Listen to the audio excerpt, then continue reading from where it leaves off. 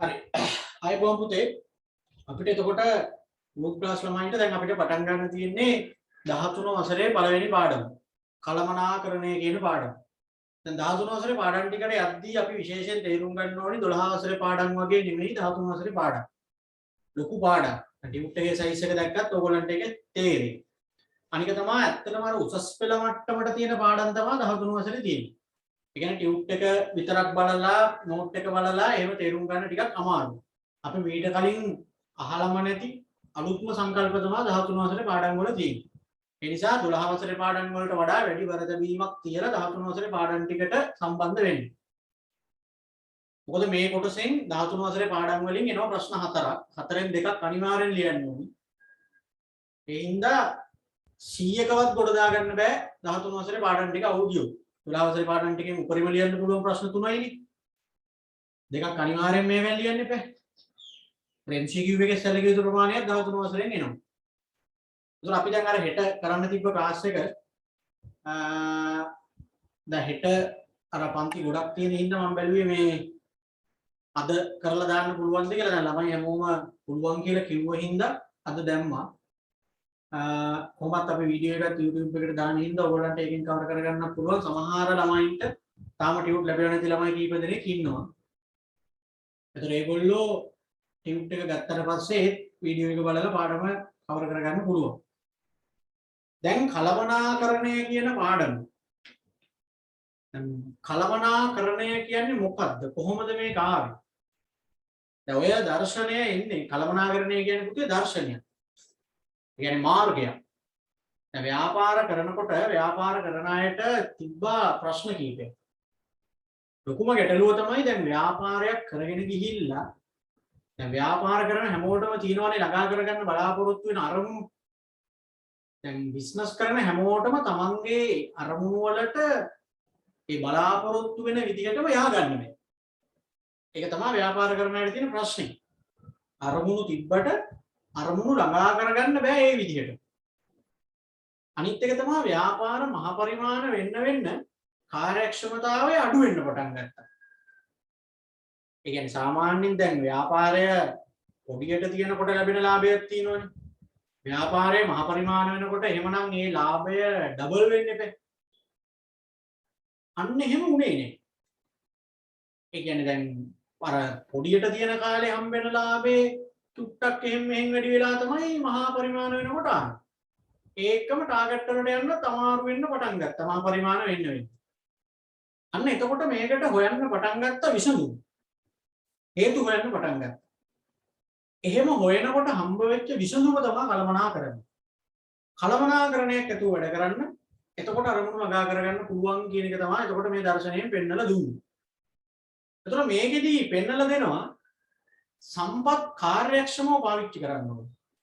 අරමුණු ළඟා කරගන්න ඕන නම් හිතේ තියෙන විදිහටම සම්පත් කාර්යක්ෂමව පාවිච්චි කරන්න ඕනේ.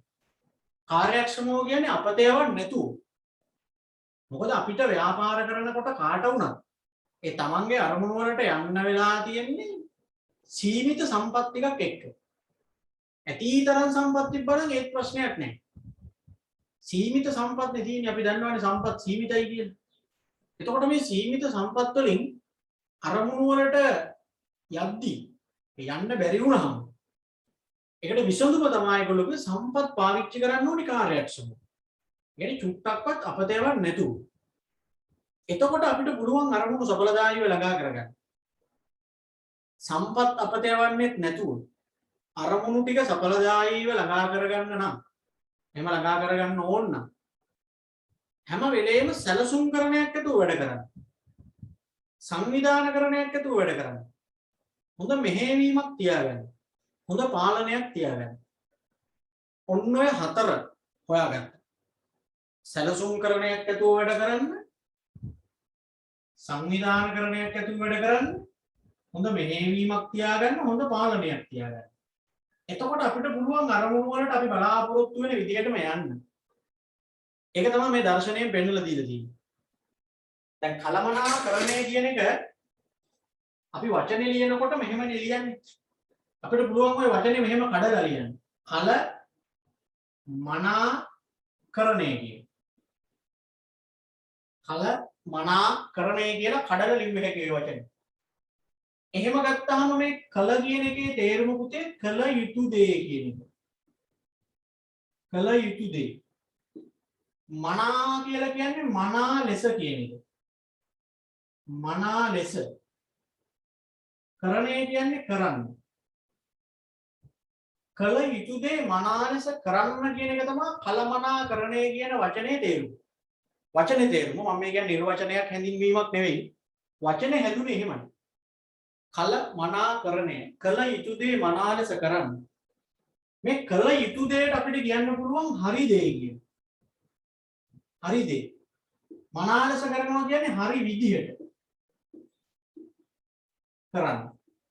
තවත් සරල කරලා ගත්තොත් එතකොට මේකේ තේරුම තමයි හරි දේ හරි විදිහට කරන්න. හරි දේ හරි විදිහට කරන්න.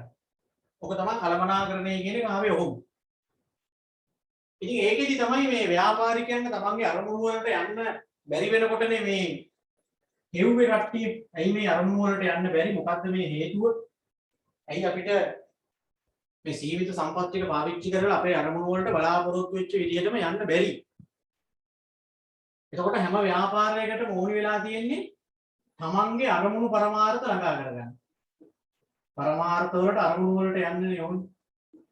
මේ පරමාර්ථ වලට යන්න අපි හැමෝටම ලැබිලා තියෙන්නේ පුතේ සීමිත සම්පත් ටිකක්. සීමිත සම්පත් ටිකක් තමයි තියෙන්නේ. හරිද? ඒ සීමිත සම්පත් වලින් අරමුණු වලට යන්නේ කියන්නේ වැඩි. එතෙන්දි තමයි මේගොල්ලෝ කිව්වේ සම්පත් කාර්යක්ෂමව පාවිච්චි කරන්න වෙනවා. සම්පත් කාර්යක්ෂමව පාවිච්චි කරන්න වෙනවා. අරමුණු එතකොට අපිට පුළුවන් සඵලදායීව ළඟා කරගන්න. සඵලදායීව කියන්නේ හිතේ තියෙන විදිහටම ළඟා කරගන්නවා කියන්නේ. අරමුණු සඵලදායීව ළඟා කරගන්නවා කියන්නේ ඒකයි. ඉතින් ඒක කරගන්න ඕන නම් මේගොල්ලෝ කිව්වා මෙන්න මේ හතර කරන්න. සැලසුම් කරණයක් ඇතුව හැම වෙලේම වැඩ කරන්න. සංවිධාන කරණයක් ඇතුව වැඩ කරන්න. හොඳ මෙහෙයවීමක් එක්ක වැඩ කරන්න. හොඳ පාලනයක් තියාගන්න. අන්න එතකොට ඔබට පුළුවන් ඔබේ අරමුණු වලට බලාපොරොත්තු වූ ආකාරයටම යන්න. එහෙනම් මෙන්න මේ හතර කරනවට තමයි කියන්නේ කලමනාකරණය කරනවා කියන්නේ. මෙන්න මේ හතර කරනවට තමයි කියන්නේ කලමනාකරණය කරනවා කියන්නේ. කල යුතු දේ මනා ලෙස කරනවා කියන්නේ ඕකයි. හරි දේ හරි විදියට කරනවා කියන්නේ ඕකයි. හොඳට ප්ලෑන් කරලා වැඩ කරන්න. හොඳ ඕගනයිසින් තියාගන්න ව්‍යාපාරය ඇතුලේ. හොඳ මෙහෙයවීමක් තියාගන්න. හොඳ පාලනයක් තියාගන්න. අන්න එහෙම වැඩ කරොත් අපිට පුළුවන් අර සම්පත් ටිකත් කාර්යක්ෂමවම පාවිච්චි කරගෙන අරමුණු වලට සඵලදායීව ළඟා වෙන්න. ඕක තමයි කලමනාකරණ දර්ශනයෙන් අපිට පෙන්නලා දුන්නේ. කලමනාකරණය කියන එකෙන් ඒගොල්ලෝ පෙන්වුවේ ඕකයි. ඒකයි මම කිව්වේ මේක ඇවිල්ලා ව්‍යාපාර වලට තමන්ගේ අරමුණු කරා යන්න තියෙන මාර්ගයක්. ව්‍යාපාර වලට තිබ්බ ප්‍රශ්න රාශියකට තියෙන උත්තරය තමයි මේ. බිස්නස් කරද්දි මතුවෙන ගැටලු රාශියකටම තියෙන උත්තරය තමයි කලමනාකරණය. දියුණුව කරා යන්න, ලාභය කරා යන්න තියෙන මාර්ගය, පාර තමයි කලමනාකරණය. එතකොට මේ කලමනාකරණය බිහි වුණේ කොයි කාලෙද කියලා වගේ අහුවහම ඔය සම්බන්ධ එක එක තියරි දර්ශනයන් පහුකාලීනව පොත්පත්වල ලියුණාට අපි නිකන් උපකල්පනය කරනවා කලමනාකරණය ගොඩාක් කල් ඉඳලා තියෙන්නට ඇති කියන. සෑහෙන කාලයකට කලින් කලමනාකරණය ක්‍රිස්තු පූර්ව ගණන් වල ඉඳලා තියරියක් විදියට මිනිස්සු අනුගමනය නොකලට පොත්පත්වල ලියුණේ නැති වුණාට මේ දර්ශනය තුල මිනිස්සු ඉඳලා තියෙනවා කියලා අපිට වර්තමාන සාක්ෂි දිහා බලලා කියන්න පුළුවන්. දැන් උදාහරණයක් හැටියට ඔයගොල්ලෝ අහලා තියෙනවානේ ඊජිප්තු පිරමීඩ ගැන. ඊජිප්තු පිරමීඩ සමහරු කියනවා පිටසක්වල ජීවීන්ගේ නිර්මාණයක් කියලා. යාපේ උන් එහෙමනේ. මොනවා හරි හොයාගන්න බැරි දෙයක් තියෙනවා නම් ඒක එක්ක දෙයියෝ දීලා එහෙම නැත්නම් පිටසක්වල ජීවීන් දීලා. වර්තමානයේ ඉන්නේ උන් පවා එහෙමනේ. මම අහගෙන මේ ළඟදී අමතිවරයෙක් කියනවා දැන් උඩ ඉන්න දෙවියන්ට බාරයි කියලා අපි පාලනය කරන එකේ දුර්වලතාවයක් නෙවෙයි. අවශ්‍ය වේලාවන් වල රටවහලා දාලා ඉවර වෙලා මේක දූපතක් හැටියට තිබිලා නවත්ත ගන්න වෙලුවේ නෑ. දැන් හොඳටම ගැලවුණාට පස්සේ කියනවා දෙවියන්ට බාර දෙනවා. ඒ අපේ මිනිස්සුන්ගේ හැටි. කරදරයක් වුණාම දේවාල ගානේ රින්ගනු, වැඳගෙන දඟලනු, අඩු ගැට ගහනු. එහෙම නැත්නම් හොයාගන්න බැරි දෙයක් තියෙනවා නම් ඒක පිටසක්වල ජීවීන්ගේ වැඩක්. එක්ක යක්කුන්ගේ භූතයන්ගේ මල් පෙරේතයන්ගේ වැඩක්. එහෙම තමයි කියන්නේ. ඒ වුණාට ඊජිප්තු පිරමීඩ ඒ තරමකට විස්මිත නිර්මාණයක්. පුදුමහතෙන් එකක්. එහෙනම් අපේ මිනිස්සුන්ට හොයාගන්න බැරුව මේක පිටසක්වල ජීවීන්ගේ වැඩක් කියන මට්ටමේ පුදුම දෙයක්. දැන් මමිනේ ඔය දාන්නේ අර මේ මලමිනීනේ දාන්නේ. පිරමීඩ වල දානවා කියන්නේ දාලා තියෙනකු තිබ්බ කියන්නේ ඉස්සර. පිරමීඩ කියන්නේ අඩි දහස් ගාණක් උසට ගොඩනගලා තියෙන්නේ කළු ගල් වලින්. ගල් එකට තියලා තමයි අර තුන්හුලස් විදියට මේක උඩට නගලා තියෙන්නේ. හැබැයි බදාම නැහැ. බදාම නැහැ, සිමෙන්තිය නම් මනම් මුකුත් නැහැ. ඇතුලේ මිනි දැම්මම නරක වෙන්නෙත් නැහැ. නරක වෙන්නේ නැහැ කියන්නේ කිසිදු වාතාශ්‍රයක් ඇතුලට යන්නෙත් නැහැ. ඒ කියන්නේ හොයන්න බැරි අපේ උන්ට. කොහොමද මේක හැදුවේ කියන්නේ? ඉතින් එතකොට ඒ වගේ නිර්මාණයක් දිහා බැලුවාම කලමනාකරන විශ්ලේෂකයෝ කියනවා ඒ කාලේ කලමනාකරන කියන දර්ශනය තිබිලා තියෙනවා. මොකද ඔය වගේ නිර්මාණයක් කරන්න පුළුවන්ද ප්ලෑන් කරන්න නැතුව සැලසුම් කරනයක් නැතුව බෑ. මොන ඕගනයිසින් එකක් නැතුව දැන් ඕකේ මිනිස්සු කී දෙනෙක්ගේ ශ්‍රමය සපයන්නේ නැද්ද? මිනිස්සු කී දෙනෙක් ඕවායේ වැඩ කරන්නේ නැද්ද? ඉතින් එතකොට සංවිධානකරණයක් නැතුව කොහොමද මේ මිනිස්සු ටික හැසිරෙන්නේ? හොඳ මෙහෙයවීමක් නැතුව කොහොමද කරේ? අන්න ඉතින් අපි හිතනවා ඒ කාලේ කළමනාකරණයේ තියෙන්නට ඇති කියලා. අනිත් එක තමයි චීන මහා ප්‍රාකාරය. ඒතකොට ඒ වගේ විශ්මිත නිර්මාණ කරපු කාලේ ඉදිවෙච්ච කාලේ කළමනාකරණයේ තියෙන්නට ඇති කියලා අපි විශ්වාස කරනවා. ටච් මහල් ඉන්දියාවේ. හරි. ඉන්දියාවේ ටච් මහල් මන්දිරේ. දැන් මෙන්න මේ නිර්මාණ තියෙද්බ කාලේ අපිට හිතන්න වෙනවා කළමනාකරණයේ තියෙන්නට ඇති කියන්නේ. හරි.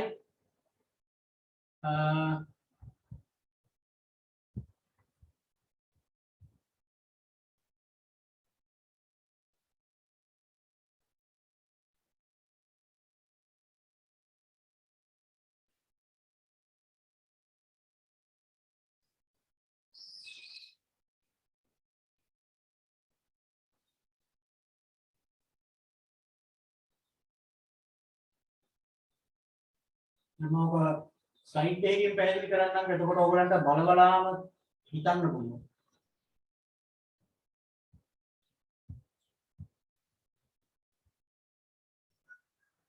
ඔයගලන්ට මම මේ දාලා තියෙන ස්ලයිඩ් එක පේනවද? තොරේ ළමයි කොහොමද නැද්ද කියලා කියන්නේ? පේනවද? නැද්ද?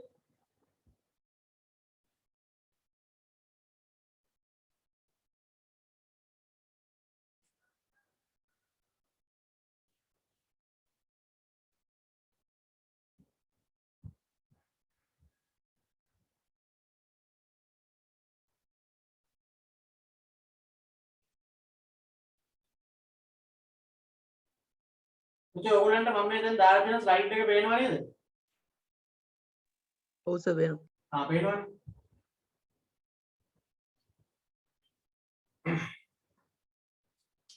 දැන් අපි කතා කරගෙන ආවේ කළමනාකරණය පිළිුණේ කොහොමද කියන එකනේ. කළමනාකරණය කියන එක ඇති උනේ කොහොමද පිළිුණේ කොහොමද? එතකොට දැන් මම කිව්වා මෙන්න මෙහෙම තමයි අපිට ඕක පැහැදිලි කරගන්න තියෙන්නේ. කළමනාකරණය කියන එක මෙන්න මේ විදිහට වචන ටික කඩලා බෙදලා ලිව්වහම ලියවෙන්නේ පුතේ කල යුතු දේ මනා ලෙස කිරීම කියන්නේ. එතකොට කල යුතු දේ කියන්නේ හරි දේ. මනා ලෙස කියන්නේ හරි විදිහට. කිරීම කියන්නේ කරන්න. එතකොට පීටර් ඩ්‍රගර් කියන පුද්ගලයා කියනවා හරි දේ කරනවා කියන්නේ සඵලදායී වෙනවා කියන එක. හරි විදිහට කරනවා කියන්නේ කාර්යක්ෂමතාවය කියන එක. හරි දේ කරනවා කියන්නේ සඵලදායී වෙනවා කියන එකලු. හරි විදිහට කරනවා කියන්නේ කාර්යක්ෂමතාවය කියන එකලු. එහෙම තමයි පීටර් ඩ්‍රගර් කියන්නේ. හරිද? එතකොට එයා කියනවා දැන් අපිට ඕනි මෙන්න මේක. ව්‍යාපාර වල අරමුණු වලට පරමාර්ථ වලට යන්නත් ඕනි. ඒකෙදි අපිට තියෙන සම්පත් ටික සීමිතයි. ඒ නිසා සම්පත් කාර්යක්ෂමව පාවිච්චි කරලා අරමුණු වලට සඵලදායීව යන්න ඕනේ. එහෙම යන්න නම් සැලසුම්කරණය, සංවිධානකරණය, මෙහෙයවීම, පාලනය තියාගෙන වැඩ කරන්න. ඒකයි කියන්නේ. එතකොට මෙන්න මේවා තමයි මම කිව්වේ උදාහරණ හැටියට මේවා දිහා බලලා අපි නිකන් හිතනවා ඒ කාලේ කළමනාකරණේ තියෙන්නට ඇති කියලා. දැන් බලන්න දැන් බුදුමහතෙන් එකක් විදිහට තියෙනවා රජ් මහල්. දැන් ඔය වගේ එකක් කවදාවත් හදන්න පුළුවන්ද? සැලසුම් කරණයක් නැතුව. දැන් මේ තියෙන රජ් මහල් මන්දිරය ඇතුළත.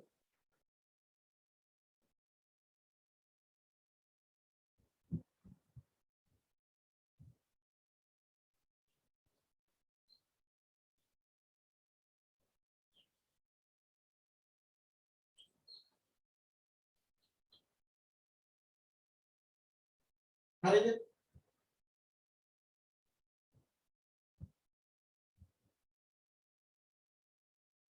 පේනවනේ. ඔය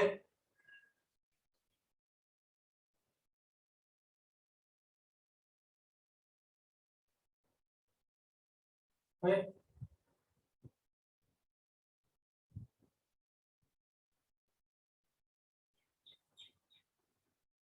ඔය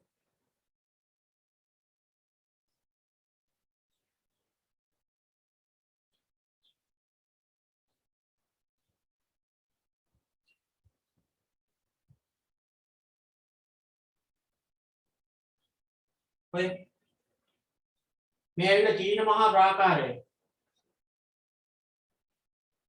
මේ වගේ දෙයක් කරද්දී සැලසුම්කරණයක්, සංවිධානකරණයක් නැතුව කීයටවත් කරන්න බෑනේ. හොඳට ප්ලෑන් කරන්න නැතුව කොහොමද දැන් නිකන් ඔහේ හිතලා හදාගෙන යන්න බෑ. අන්න ඒ නිසා අපි උපකල්පනය කරනවා මේ කාලේ කල්පනාකරණය කියන දේ තියෙන්නට ඇති කියලා. ඉතින් ඊජිප්තු පිරමීඩ මේවා පිටසක් කළ ජීවීන් කරා කියලා අපි නිකන් බාර ගන්න. මේ තියෙන්නේ ලංකාවෙන් ගන්න ඕන රුවන්වැලි මහා සෑය. ඔයගොල්ලෝ දැකලා ඇති, ගිහිල්ලා ඇති. එතකොට නිකමට හිතන්නකෝ දුටුගැමුණු රජුරුවන්ගේ කාලේ මේ වගේ දෙයක් කරද්දී ප්ලෑන් කරන්න නැතුව පුළුවන්ද මෙහෙම දෙයක් හදන්න? අද ඉන්න මිනිස්සුන්ට හිතා ගන්නවත් බැරි විශ්මිත නිර්මාණයන්. ඊට පස්සේ කොච්චර පාලකයෝපත් වුණත් මේ වගේ විශ්මිත නිර්මාණයක් කරගන්න බැරි වුණානේ. ඒ කාලේ මේ තරම් තාක්ෂණයක් තියෙන්නේ නැතුව කිසිම අඩුපාඩුවක් නැතුව මේක මේ විදිහට ගොඩනගන්න කොච්චර ප්ලෑන් කරන්න ඕනිද? ඕකේ උඩ තියෙන චූඩමාණික්කයක් ඔයගොල්ලෝ දන්නවනේ. ඔය චූඩමාණික්කයේ ඉඳලා පල්ලෙහා තියෙන මල්ලාසන තියෙනවනේ පල්ලෙහා වටේට හතරක්. ඔය මල්ලාසන හතරට නූලක් ඇද්දොත් නූල් හතරම සමානයි. ඒ තරම් සමමිතිකව මේක ගොඩනගලා තියෙනවා. හරි.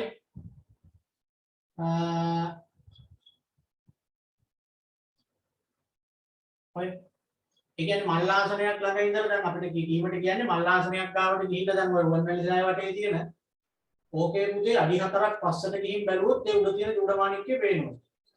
ඒතර අනිත් පැත්තේ මල්ලාසනේ ගාවට ගිහින් අඩි 4ක් පස්සට ගිහින් බැලුවොත් පේනවා. හතර කොනම එහෙමයි. ඉතින් ඒකෙන් අපිට තේරුම් ගන්න තියෙන්නේ මේක ඒ තරම් සමමිතිකයි. දැන් ලංකාවේ ඊට පස්සේපත් වෙච්ච මෙච්චර දියුණු තාක්ෂණයක් තියාගෙන හදපු ඉදිකිරීම් කටයුතු බලන්න ඔක්කොම අවුල්. නවත්තෝලේ හැදුවා ලීක්. සමනලව හැදුවා ඒක ලීක්. හයිවේ ගහනවා ඒව ගහගෙන යනවා ගඟතුරක් කලපු ගමු. පාලම් කඩා වැටෙනවා. ඒ දැන් මෙච්චර හරියක් තිබිලා. ඒතර මේ කාලේ කලමනාකරණේ තිබිලා තියෙනවා කියලා එතකොට අපි හිතනවා. හරි. මේගොල්ලන්ට පෙන්නුවේ සාමාන්‍යයෙන් එතකොට ඒ උදාහරණ වලින් අපිට ඒක තේරුම් ගත්තේ.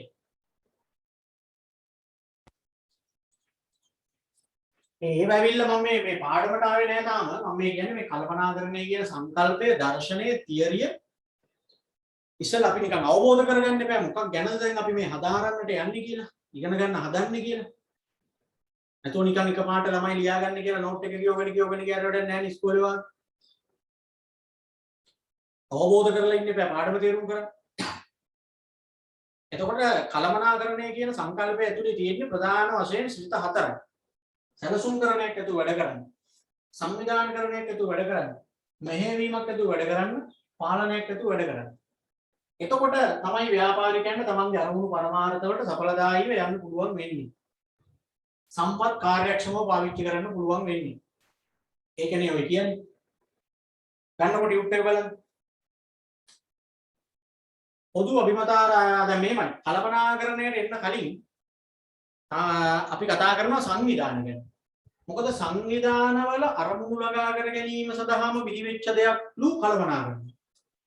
එහෙනම් ඉස්සෙල්ලා දැනගන්න ඕනේ මොකද්ද සංවිධානය කියන්නේ කියලා. ඒක මම ව්‍යාපාර සංවිධාන පාඩමේදී උගන්වලා තියෙනවා. මොකද්ද සංවිධානයක් කියලා කියන්නේ? සංවිධානයක් කියන්නේ පුද්ගලයන් සමූහයක් කියන එකනේ. මිනිස්සු කට්ටියක් කියන එකනේ. නැතුව සංවිධානයක් කිව්වහම ගොඩනැගිල්ලක් බිල්ඩින් එකක් එහෙම චිත්‍ර රූප මවන්න බෑ. සංවිධානයක් කියන්නේ මිනිස්සු කට්ටියක්. මොන වගේ මිනිස්සු කට්ටියක්ද?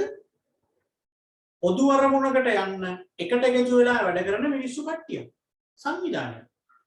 ඒ වචනේ පාවිච්චි කරන්නේ මේ වගේ තැන් වලට. දැන් බලන්න LTT සංවිධානය. ඊලාම් කියන පොදු අරමුණක් ඇති කරගෙන එකට එකතු වෙලා යුද්ධ කරපු කට්ටියක්.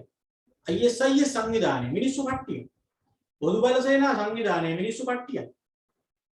කියන්නේ හැම විටම සංවිධානයක් කියලා හඳුන්වන්නේ පොදු අරමුණක් වෙනුවෙන් එකට එකතු වෙලා වැඩ කරන මිනිස්සු කට්ටිය. ඒක ඉස්සෙල්ලා තේරුම් ගන්න ඉන්න එපා. සංවිධාන පිළිබඳ ප්‍රචලිත නිර්වචන කීපයක් පහත දැක්වේ. පොදු අභිමතාර්ථයක් ළඟා කර ගැනීම සඳහා එක්ව වැඩ කරන පුද්ගලයන්ගේ එකතුවක් සංවිධානයකි. ඒකම තමයි පල්ලෙහානුත් තව එක්කෙනෙක් කියලා තියෙන්නේ. ඉහත නිර්වචනයට අනුව සංවිධානයක ප්‍රධාන ලක්ෂණ තුනක් හඳුනාගත හැකියි. ඔයගොල්ලෝ මේක දන්නවා දැනට. ව්‍යාපාර සංවිධාන පාඩමේදී උගන්වපු ඉන්න. සංවිධානයක් නම් ඒකේ තියෙන්න ඕනේ මූලික අංග තුනක් තියෙනවා. නිර්වචනයේ කියවනකොටම දෙකක් විතර පේනවා. මතක ළමයි කියන්න බලන්න සංවිධානයක මූලිකාංග හැටියට මොනවද දැන් ඕගොල්ලෝ මතක තියාගෙන තියෙන්නේ? කියන්න නිකන් ගෲප් ක්ලාස් ළමයි කියලානේ කියන්නේ මහලකුවට. එහෙම එකේ ව්‍යාපාර සංවිධාන පාඩමේ උගන්වපු එකේ එකක් මතක නැත්නම් ලැජ්ජයි. සංවිධානයේ මොකද? පුද්ගලයන් සිටීම. පුද්ගලයෝ ඉන්නවා. මිනිස්සු කට්ටියක් ඉන්නවා. නිර්වචනයේ කියවුවා නම් දෙකක් සුතුස් කාලා කිව්වේ. පොදු අරමුණක් තියෙන්න ඕනේ. පොදු අරමුණක් තියෙන්න ඕනේ. පොදු අරමුණක් තියෙන්න ඕනේ මිනිස්සු කට්ටියක් ඉන්නත් ඕනේ. තව එකක් තියෙනවා මොකද්ද? සංවිධාන ව්‍යුහයක් තියෙන්න ඕනේ. සංවිධාන ව්‍යුහයක්. එහෙම නැත්නම් අර මිනිස්සු අතරේ යම් සම්බන්ධතාවයක් ගොඩනැගිලා තියෙනවා. නිකාම නිකන් මිනිස්සු කට්ටියක් නෙවෙයිනේ අපි කිව්වේ. අර පොදු අරමුණට යන්න එකට එකතු වෙලා වැඩ කරන මිනිස්සු කට්ටියක් කියලානේ කිව්වේ. ආයෙනම් ලියන්න පළවෙනි එක පොදු අරමුණක් තිබීම. පොදු අරමුණක් තිබීම. පොදු අරමුණක් තිබීම. පුද්ගලයන් සිටීම. පුද්ගලයන් සිටීම. පුද්ගලයන් සිටීම.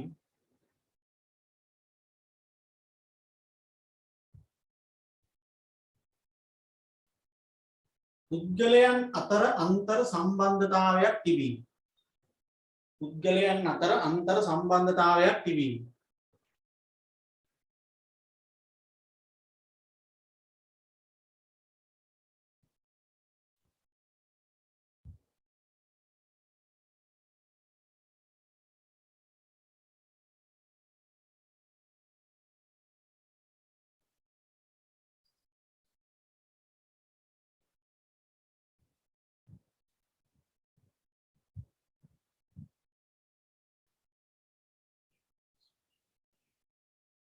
එහෙම නැත්නම් සංවිධාන ව්‍යුහයක් තිබීම කිව්වත් හරි එකට. සංවිධාන ව්‍යුහයක් තිබීම කිව්වත් හරි.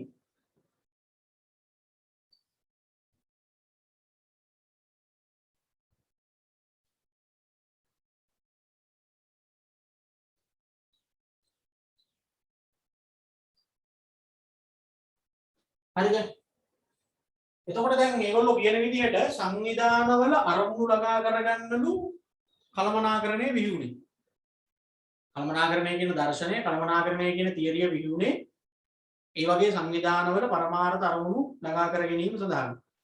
ඒ නිසා සංවිධානවල පරමාර්ථ කිව්වහම එක එක විදිහේ පරමාර්ථ තියෙනවා. දැන් සංවිධානයක් කියන්නේ මිනිස්සු කට්ටියක්නේ. එහෙම සංවිධානයක පරමාර්ථ අරන් බැලුවාම අපිට මෙතන විශේෂයෙන් වැදගත් වෙන්නේ ව්‍යාපාර සංවිධානය ගැනනේ. ව්‍යාපාර සංවිධානවල කළමනාකරණය. ඉතින් ව්‍යාපාර සංවිධානයක් ගත්තත් අරමුණු කියන ඒවා එක එක පැතිවලට විහිදිච්ච අරමුණු ගණනාවක් තියෙනවා. අර පළවෙනි පාඩමේදී අපි අරමුණු හැටියට ඉගෙන ගන්න චුට්ට විතරක් නෙවෙයි. දැන් මෙතන කියනවා අයිතිකරුවන් සඳහා වෙන් වෙච්ච පරමාර්ථ තියෙනවා ව්‍යාපාරයක් වුණා. ලාභ වැඩි කරගන්න එක, දලශීලතාවය තියාගන්න එක, දුන්නත් වෙන්නේ නැතුව තියාගන්න එක, ණය වැඩි කරගන්න නැතුව තියාගන්න ඒවා අයිතිකරුවෝ මූලික වෙච්ච පරමාර්ථ. සේවකයෝ වෙනුවෙන් ඉටු කරන්න ව්‍යාපාරයක් බලාපොරොත්තු වෙන දේවල් තියෙනවා. සේවකයෝ වෙනුවෙන් ඉටු කරගන්න බලාපොරොත්තු වෙන පරමාර්ථ ඉහළ වැටුප් වේතන, රැකියා තෘප්තිය හා සුරක්ෂිතතාවය ඇති කරන්න, උසස් වීම දෙන්න රැකියා සංවර්ධනයක් ඇති කරන්න, හිතකර සේවා පරිසරය හොඳ වැඩ පරිසරයක් හදන්න. ඒවත් ළඟා කරගන්න ඕනේ. ගනුදෙනුකරුවෝ වෙනුවෙන් ඉටු කරන්න බලාපොරොත්තු වෙන දේවල් තියෙනවා. ගුණාත්මක භාණ්ඩ සේවා, මිලාඩු වීම, උසස් සේවා ඒවා ඉටු කරගන්නත් ඕනේ. සමාජය සඳහා වූ පරමාර්ථ. සමාජය වෙනුවෙන් ඉටු කරන්නත් අපි බලාපොරොත්තු වෙනවා ව්‍යාපාරයක් හැටියට යම් දේවල්. නීති රීති අනුව වැඩ කරන්න, පරිසරය රකින්න, රැකියා සපයන්න, සමාජ සුබ සාධන කටයුතු කරන්න. ඔය කියන විවිධාකාර වූ පරමාර්ථ සියල්ලම ළඟා කර ගැනීම සඳහා තමයි ව්‍යාපාරයක් හැටියට බලාපොරොත්තු වෙන්නේ. අපිට අර සරලව නිකන් බිස්නස් එකක් කරන්න ලාභයක් ගන්න කියලා කිව්වට විධිමත් ව්‍යාපාරයක් නම් මේ සියලු පරමාර්ථ ඉෂ්ට කරගන්න ඕනේ. ඒ සියලු පරමාර්ථ වෙනුවෙන් තමයි ව්‍යාපාරයක් කටයුතු කරන්නේ. ඒක තමයි එකකින් අපිට නිකන් පෙන්නලා තියෙන්නේ ව්‍යාපාර වල පරමාර්ථ එක එක කෝණ වලින් පෙන්වන්න පුළුවන් කියන්නේ. කල්පනාකරණය හැඳින්වීමට දුක්ඛ කියන බලන්න. කල්පනාකරණය යන වඩාත්ම සරල ලෙස දක්වන්නේ නම් මෙහි තේරුම කල යුතු දේ මනා ලෙස කිරීම යන්නයි. කල්පනාකරණය සඳහා පොදුවේ පිළිගත් නිර්වචන සඳහන් නොවේ. සාමාන්‍ය වශයෙන් පිළිගත් නිර්වචන කීපයක් පහත දැක්වේ. එක එක්කෙනා මේක නිර්වචනය කරපු විදි තියෙනවා. ඒවට වඩා අපි දැන් ඉස්සර වෙලාම මේක නිර්වචනයක් හදාගමුකෝ. ඔයගොල්ලන්ට පේනවනේ මේ බෝඩ් එකේ තියෙන රවුන්ඩ් කරලා කොටු කරලා තියෙන වචන සෙට් එක පේනවනේ. මේ වචන සෙට් එක හරියට ගලපලා කිව්වනම් ඒක තමයි නිර්වචනය. මේ වචන සෙට් එක ගලපලා කිව්වනම් ඒක තමයි නිර්වචනය. අපි කියව අරමුණු පරමාර්ථ සඵලදායීව ළඟා කරගන්නත් ඕනේ. ඒකෙදි තියෙන සීමිත සම්පත් කාර්යක්ෂමව පාවිච්චි කරන්නත් ඕනේ. එහෙම ඕනනම් මෙන්න මේ හතර ඇතුළු වැඩ කරන්න. ඒ කියන්නේ කිව්වේ ඔය හැමදේම කරන්න අපිට සිද්ධ වෙලා තියෙන්නේ ගතික පරිසරයක් තුල ඉඳගෙන. මේ හැමදේම අපිට කරන්න වෙන්නේ ගතික පරිසරයක ඉඳගෙන. මොකක්ද ගතික පරිසරයක් කියලා කියන්නේ? වේගයෙන් වෙනස් වන පරිසරයක්. මොකද මේ හැමදේම කරගන්න පුළුවන් පරිසරය වෙනස් නොවී තිබ්බා. දැන් බලන්න අපි පරමාර්ථ ටිකක් ඇති කරගෙන ආවා. ඒ පරමාර්ථ වෙනුවෙන් යම් යම් දේවල් අපි කරගෙන ආවා. පරිසරය වෙනස් වෙනවනේ දවසින් දවස මොහොතින් මොහොත. ඒ වෙනස් වීමත් එක්ක එපා අපි යන්නේ. දැන් සමහර විට මේ ක්ලාස් එකේ ළමයි 50කට කිට්ටු වෙන්න හිටියා ක්ලාස් එක කරන කාලේ. දැන් ඉතින් 30ක් විතර තමයි ඉතුරු වෙලා තියෙන්නේ. එතකොට අනිත් ළමයින්ට බොහෝ විට වෙලා ඇත්තේ මේ ඔන්ලයින් පන්ති වලට සම්බන්ධ වෙන්න බැරි සිද්ධියක්. ඉතින් බලන්නකො එතකොට පරමාර්ථ අරමුණු කරා යනකොට පරිසරය වෙනස් වෙනවා. ඒ පරිසරය වෙනස් වෙනකොටනේ අපිට ප්ලෑන් කරලා වැඩ කරන්න වෙන්නේ. පරිසරය වෙනස් නොවුනා නම් අවුලක් නැහැ. ඔයා පාඩම් නොකලට ප්‍රශ්නයක් නැහැ. ඔයා ඔන්ලයින් පන්ති වලට සම්බන්ධ නොවුනාට ප්‍රශ්නයක් නැහැ. හැබැයි අනිත් කවුරුවත් සම්බන්ධ වෙන්නේ නැත්තම් අනිත් ළමයි පාඩම් කරන්නේ නැත්තම් මම ඔන්ලයින් පන්ති නොකලාට කමක් නැහැ. වෙන කිසිම ගුරුවරයෙක් ඔන්ලයින් කරන්නේ නැත්තම් අන්න ඒකයි ප්‍රශ්නේ තියෙන්නේ පරමාර්ථ කරා යාමේදී. පරිසරය වෙනස් වෙනවනේ ඒකනේ වැඩි. ඔයා මේකට සම්බන්ධ වෙන්න බැරුව දමල ගහලා නිකන් හිටියට පුළුවන් ඒ උන් සම්බන්ධ වෙනවනේ. අමාරුවෙන් හරි. එතකොට ඔයා නිකම්ම පස්සට විසි වෙනවා. සම්බන්ධ වෙන ළමයි ටික කොට යනවා.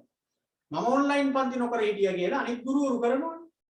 එතකොට වෙන්නේ මේ මාකට් එකේ මං අයින් වෙනවා. මගේ පන්ති වල ළමයි ටික වෙන වෙන ගුරුවරුන්ට සම්බන්ධ වෙයි. අනේ අපේ සර් කරන්නේ නැහැ නේ කියලා. මං මත්තේ ඔයගොල්ලෝ බලන් ඉන්නේ නැහැ නේ විභාගේ ලඟ වෙන්න.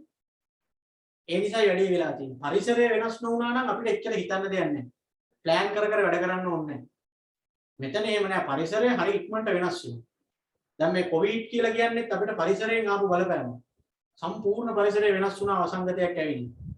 දැන් අපිට සිද්ධ වෙලා තියෙනවා ඒ අනුව අපේ ප්ලෑන් වෙනස් කරගන්න. ඒ අනුව සංවිධානය වෙන්න. ඒ අනුව පාලනය වෙන්න. ඉතින් මේ වෙලාවේ හොඳ සැලසුම්කරණයක් පාලනයක් නැත්තම් අපි ගාව අපි මේ කොවිඩ් නිසා අපේ අරමුණු කරා යා ගන්න බැරුව අපි වැටෙනවා. දැන් මුල් කාලේ සාමාන්‍ය පන්ති කරන්න එපා කිව්වහම අපි ඔන්ලයින් ක්‍රමයට පටන් ගත්තා. වීඩියෝ එහෙම දාලා වෙබ්සයිට් හදාගෙන. ඒකත් ටික ටික ක්‍රමවත් වෙනකොට කරගන්න බෑ වගේ වෙනකොට අපි Zoom එකෙන් ක්ලාස් පටන් අරන් කරගෙන යනවා. ඒ ඇස්සේ ටියුට් එක ගන්නවත් ළමයින්ට එන්න බැරි තත්ත්වයක් උදා වුණා ඇඳේ නීති දාලා. පස්සේ ළමයින්ට ගෙවල් වලට කුරියර් කරලා අපි ටියුට් එක සලබ ලබා දීලා තාම ඒ විදිහට පන්ති ටික කරගෙන යනවා. ඉදිරියේදී අපි දන්නේ නැහැ තව මොනවා වෙයිද කියලා. මොකද මේ යන විදිහට දෙමව්පියන්ගේ අතේ සල්ලි නැති වෙලා රස්සාවල් කරගන්න බැරුව සමහර විට මෙහෙමවත් අපිට මේව කරන්න බැරි වෙයි. එතකොටත් අපි දැනගන්න ඕනේ මොනවා හරි ගේමක් ගන්න මොනවා හරි ප්ලෑන් කරන්න ඕනේ. කොහොමද එතකොට අපි මේ ටාගට් එකට යන්නේ? අන්න ඒකයි. පරිසරය වෙනස් වෙන හින්දා තමයි ප්‍රශ්නේ. ඒ කියන්නේ මේ සේරම අපිට කරන්න වෙලා තියෙන්නේ අපේ හීන වලට පරමාර්ථ වලට අපිට යන්න වෙලා තියෙන්නේ වෙනස් වෙන පරිසරයක් තුල ඉඳගෙන. ඒ නිසා දැන් අපිට පුළුවන් නිර්වචනය හදන්න වෙන බලන්න. ගතික පරිසරයක් තුල පරමාර්ථ අරමුණු සඵලදායීව ළඟා කර ගැනීමට මොකක්ද අපිට ඕන වෙලා තියෙන්නේ? ගතික පරිසරයක් තුල පරමාර්ථ අරමුණු සඵලදායීව ළඟා කර ගැනීම සඳහා සීමිත සම්පත්. ඒ සඳහා තියෙන සීමිත සම්පත්. අන්න ඒකනේ අනිත් කාරණාව. ඇතිතරම් සම්පත් තිබ්බනම් ඒත් ප්‍රශ්නයක් නැහැ. ඕගොල්ලන්ට A level කියන විභාගයේ ලර්නර්ස් විභාගය වගේ වුණා නම් මොකද? රියදුරු පුහුණුවට දෙන්නේ. කවදා හරි දවසක ලියුවේ හැකිල්ලලා. එහෙමනම් ඒත් මේ වගේ මේ කොවිඩ් වෙලාවේ දඟලන්න ඕනේ නැහැ. කවදා හරි කොරෝනා ඉවර වෙච්ච කාලෙක A level කරනවා කියලා ඉන්න තිබුණා. ඒ කියන්නේ සම්පත් ඇතිතරම් තිබ්බනම් මේක එහෙම නෑනේ අවුරුදු එකයිනේ දීලා තියෙන්නේ. සීමිත කාලයක්නේ දීලා තියෙන්නේ. නැත්තම් ඉතින් A level විෂයන් තුන පාඩම් කරලා ඉවර වෙච්ච දවසක අර ලර්නර්ස් එකට ගිහිල්ලා විභාගෙ ඉල්ලලා ලියනවා වගේ A level විභාගය අයිතුම් කරලා ලියන්න තිබ්බා. එහෙනම් හැමෝම කැම්පස් එකේ කවදා හරි දවසක ලියන්න. මෙතන එහෙම බෑනේ. ඒකනේ බෑ මේ කළමනාකරණයක් ඇතුව වැඩ කරන්න ඕනේ කියන්නේ. ඕගලන්ට අවුරුදු 2යි මටත් අවුරුදු 2යි දීලා තියෙන සිලබස් එක ඉවර කරන්න. විභාග ශාලාව වශයෙන් දෙන්නේ පැය 3යි පේපරේ ලියන්න. ඉතින් හොඳට ප්ලෑන් කරලා වැඩ කරන්න. මට හොඳට ප්ලෑන් කරලා වැඩ කරන්න බැයි නම් මට බෑ මේ සිලබස් එක ගන්නට තිතර වෙලාවට ඉවර කරන්න. ඔයා ප්ලෑන් කරලා වැඩ කරේ නැත්නම් ඔයාටත් බෑ පාඩම් කරලා මේක A level විභාගයට හරියන විදියට හදාගන්න. හරි. සීමිත සම්පත් ටිකක් තියෙනවා. ඒ ටික කාර්යක්ෂමව පාවිච්චි කරන්න ඕනේ. අපතේ යවන්න නැතුව පාවිච්චි කරන්න ඕනේ. එහෙම කරලා සැලසුම්කරණය, සංවිධානකරණය, මෙහෙයවීම, පාලනය කියන හතර අපි කරන්න ඕනේ. ඒක තමයි කළමනාකරණය කරනවා කියන්නේ. එතකොට කොහොමද නිර්වචනය හැදෙන්නේ? ගතික පරිසරයක් තුල පරමාර්ථ අරමුණු සඵලදායීව ළඟා කර ගැනීම සඳහා ගතික පරිසරයක් තුල පරමාර්ථ අරමුණු සඵලදායීව ළඟා කර ගැනීම සඳහා සීමිත සම්පත් කාර්යක්ෂමව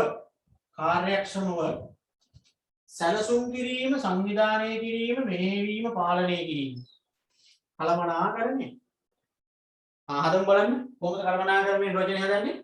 ගතික පරිසරයක් තුල අරමුණු පරමාර්ථ සඵලදායීව ළඟා කර ගැනීම සඳහා භාවිත කරන සීමිත සම්පත් කාර්යක්ෂමව සැලසුම් කිරීම, සංවිධානය කිරීම, මෙහෙයවීම හා පාලනය කිරීමේ ක්‍රියාවලිය.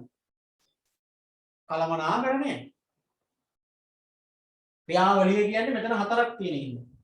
තනි ක්‍රියාවක් නෙවෙයිනේ කරන්න තියෙන්නේ. හතරක් කරන්න එපා. කළමනාකරණය කරනවා කියලා හතරක් කරන්න තියෙනවා වැඩ. තනි වැඩක් නෙවෙයි. ඒ නිසා කියනවා කළමනාකරණය කියන්නේ ක්‍රියාවක් නෙවෙයි ක්‍රියාවලිය. දැන් එක එක අය ඔබ ඉතින් එක එක විදිහට නිර්වචනය කරලා ඔය විදිහට අපි හදාගත්තු එකනේ. ඕක මතක තියාගත්තම් හරි. ස්ටෝනර් ෆ්‍රීමන්. ඔය නම් මතක තියාගන්න ඕනේ මේ පාඩමේ. මොකද සමහර වෙලාවට නිර්වචනය දීලා ඒක ඉදිරිපත් කරේ කවුද කියලා එහෙම අහනවා. පළවෙනි නිර්වචනය කියවන්න බලන්න. ආයතනික ප්‍රකාශිත අරමුණු ඉටු කර ගැනීම සඳහා එම ආයතනයේදී මානව හා අනෙකුත් සම්පත් සැලසුම් කිරීම, සංවිධානය කිරීම, මෙහෙයවීම හා පාලනය කිරීම යන කාර්යයන් ඇතුළත් ක්‍රියාවලිය කළමනාකරණයයි. කවුද ඒක කියන්නේ? ස්ටෝනර් ෆ්‍රීමන්. එක්කෙනෙක් නෙවෙයි දෙන්නේ. ඒකනේ අන් කියලා දාලා තියෙන්නේ. ස්ටෝනර් කියන කෙනයි ෆ්‍රීමන් කියන කෙනයි තමයි නිර්වචනය හදලා තියෙන්නේ. අපි කියපු එකම තමයි ඉතින් ටිකක් කියන්නේ. මෙරි පාකර් පොලට්. එයා මොකද්ද කියන්නේ? උන්නෝක පහදන්න කියලා 2017 අහලා තිබුණා. මෙරි පාකර් පොලට් කියනවා අන් අය සමග හා අන් අය මාර්ගයෙන් වැඩ කරවා ගැනීමේ කලාව කළමනාකරණයයි කියලා. මොකද්ද පොලට් කියන්නේ? අන් අය සමග හා අන් අය මාර්ගයෙන් වැඩ කරවා ගැනීමේ කලාව තමයි කළමනාකරණය. අන්න ඒකේ නිහා මොකක්ද ඒ කියන හරුපේ.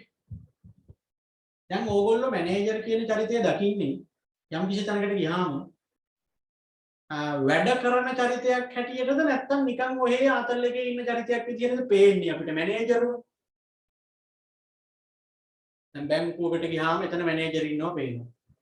පාසලේ නම් විදුහල්පති කියන්නේ මැනේජර්. මේ මැනේජර් පුටුවේ ඉන්න ගොඩාක් අය ඕගොල්ලන්ට පේන්නේ එහෙට මෙහෙට දුව දුව දාඩිය පෙරාගෙන මහන්සියෙන් වැඩ කරන කට්ටියක් වගේද නැත්නම් ඔහේ නිකන් කරකි කරකි ඉන්නවා වගේද පේන්නේ. මට කියන්න ඕගොල්ලන් කොහොමද පේන්නේ කියලා? ඒ කියන්නේ නිකමටවත් බැංකු මැනේජර් එකෙක්වත් දැකලා නැද්ද? මේ මැනේජර් පුටුවේ ඉන්න අය මැනේජර් තනතුරේ ඉන්න අය වැඩ කරන අය හැටියටද ඔයාලට පේන්නේ නිකන් ඔහේ ඉන්න අය හැටියටද ඔයාලට පේන්නේ? මම ඒකයි අහන්නේ. කියන්නකෝ. හා? බය වෙන්න එපා කියන්නේ කොහොමද පේන විදිය කියන්නේ. තැනකට ගියාම. කොහොමද පේන්නේ? හා? ඔය දැන් කවුද ඉන්නේ හිම්සර කියන්න බලන්න කොහොමද පේන්නේ? හිම්සර. කොහොමද පේන්නේ මැනේජර්? වැඩ කරන කෙනෙක් වගේද නිකන් අර පුටු උට්ට වෙලා කරකි කරකි කෝල් එකක් ගන්නවා අස්සනක් ගහනවා එහෙමද පේන්නේ? නිකන් ඉන්නවා වගේ පේන්නේ. නිකන් ඉන්නවා. නිකන් ඉන්නවා වගේ පේන්නේ. එතකොට ඔනෙලි කරුණාරත්න. ඔයාලට කොහොමද පේන්නේ? මැනේජර්ව පේන්නේ කොහොමද තැනකට ගියාම? හා? ඒ ළම ඔනෙලි කරුණාරත්න කියන්න බෑ. පන්ති නිකන් නිකන් ඉන්න කෙනෙක් හැටියට පේන්නේ. අපි හැමෝටම එහෙමනේ පේන්නේ. ඇත්තටම ළමයි මැනේජර් ඉන්නේ වැඩ කරන්න නෙමෙයි. කලමනාකරුවා කියන්නේ වැඩ කරන කෙනෙක් නෙමෙයි. එයාගේ රාජකාරිය තමයි වැඩ කරවා ගැනීම. කලමනාකරුවාගේ රාජකාරිය තමයි වැඩ කරවා ගැනීම. මට ඕගොල්ලෝ එහෙනම් කියන්නකො මෙහෙම සාමාන්‍යයෙන් අමාරු වැඩ කරන එකද වෙනේ උල්ලව්ව වැඩ කරව ගන්න එකද අමාරු වැඩි? සාමාන්‍යයෙන් අපිට කරන්න තියෙන දේ අපි කරගන්න එකද අමාරු? නැත්නම් අපිට ඕන විදිහට වෙන එකෙක් ලව්ව කරගන්න එකද අමාරු? හා? යන්නේ නම් කියන්න කලින්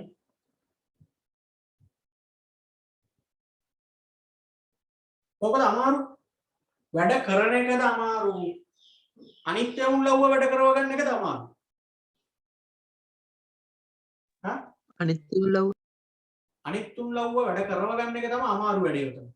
මැනේජර් කරන්නේ අමාරුම වැඩේ. අපිට එයා නිකන් ඉන්නවා වගේ වෙවුනට. එයා නිකන් ඔහේ පාඩුවේ සැපට ඉන්නවා වගේ වෙවුනට එයා තමයි උතන අමාරුම වැඩේ කරන්නේ. එයා නිකන් ඉන්නවා වගේ පේනකොට අපිට පේනවා නම් ආයතනේ අනික් කට්ටිය සෑහෙන්න කැප වෙලා මහන්සි වෙලා වැඩ කරනවා වගේ පේනවනේ. ඒ ඇවිල්ලා මැනේජර්ගේ දක්ෂතාවය තමයි. මොකද අමාරු වැඩේ තමයි අනිත් අයත් එක්ක වැඩ කරන එක සහ අනිත් අය ලව්වා වැඩ කරව ගන්න එක. දැන් තනියෙන් යමක් කරනවා වගේ නෙවෙයි කට්ටියක් එක්ක වැඩ කරන්න කියන එන අමාරුයි.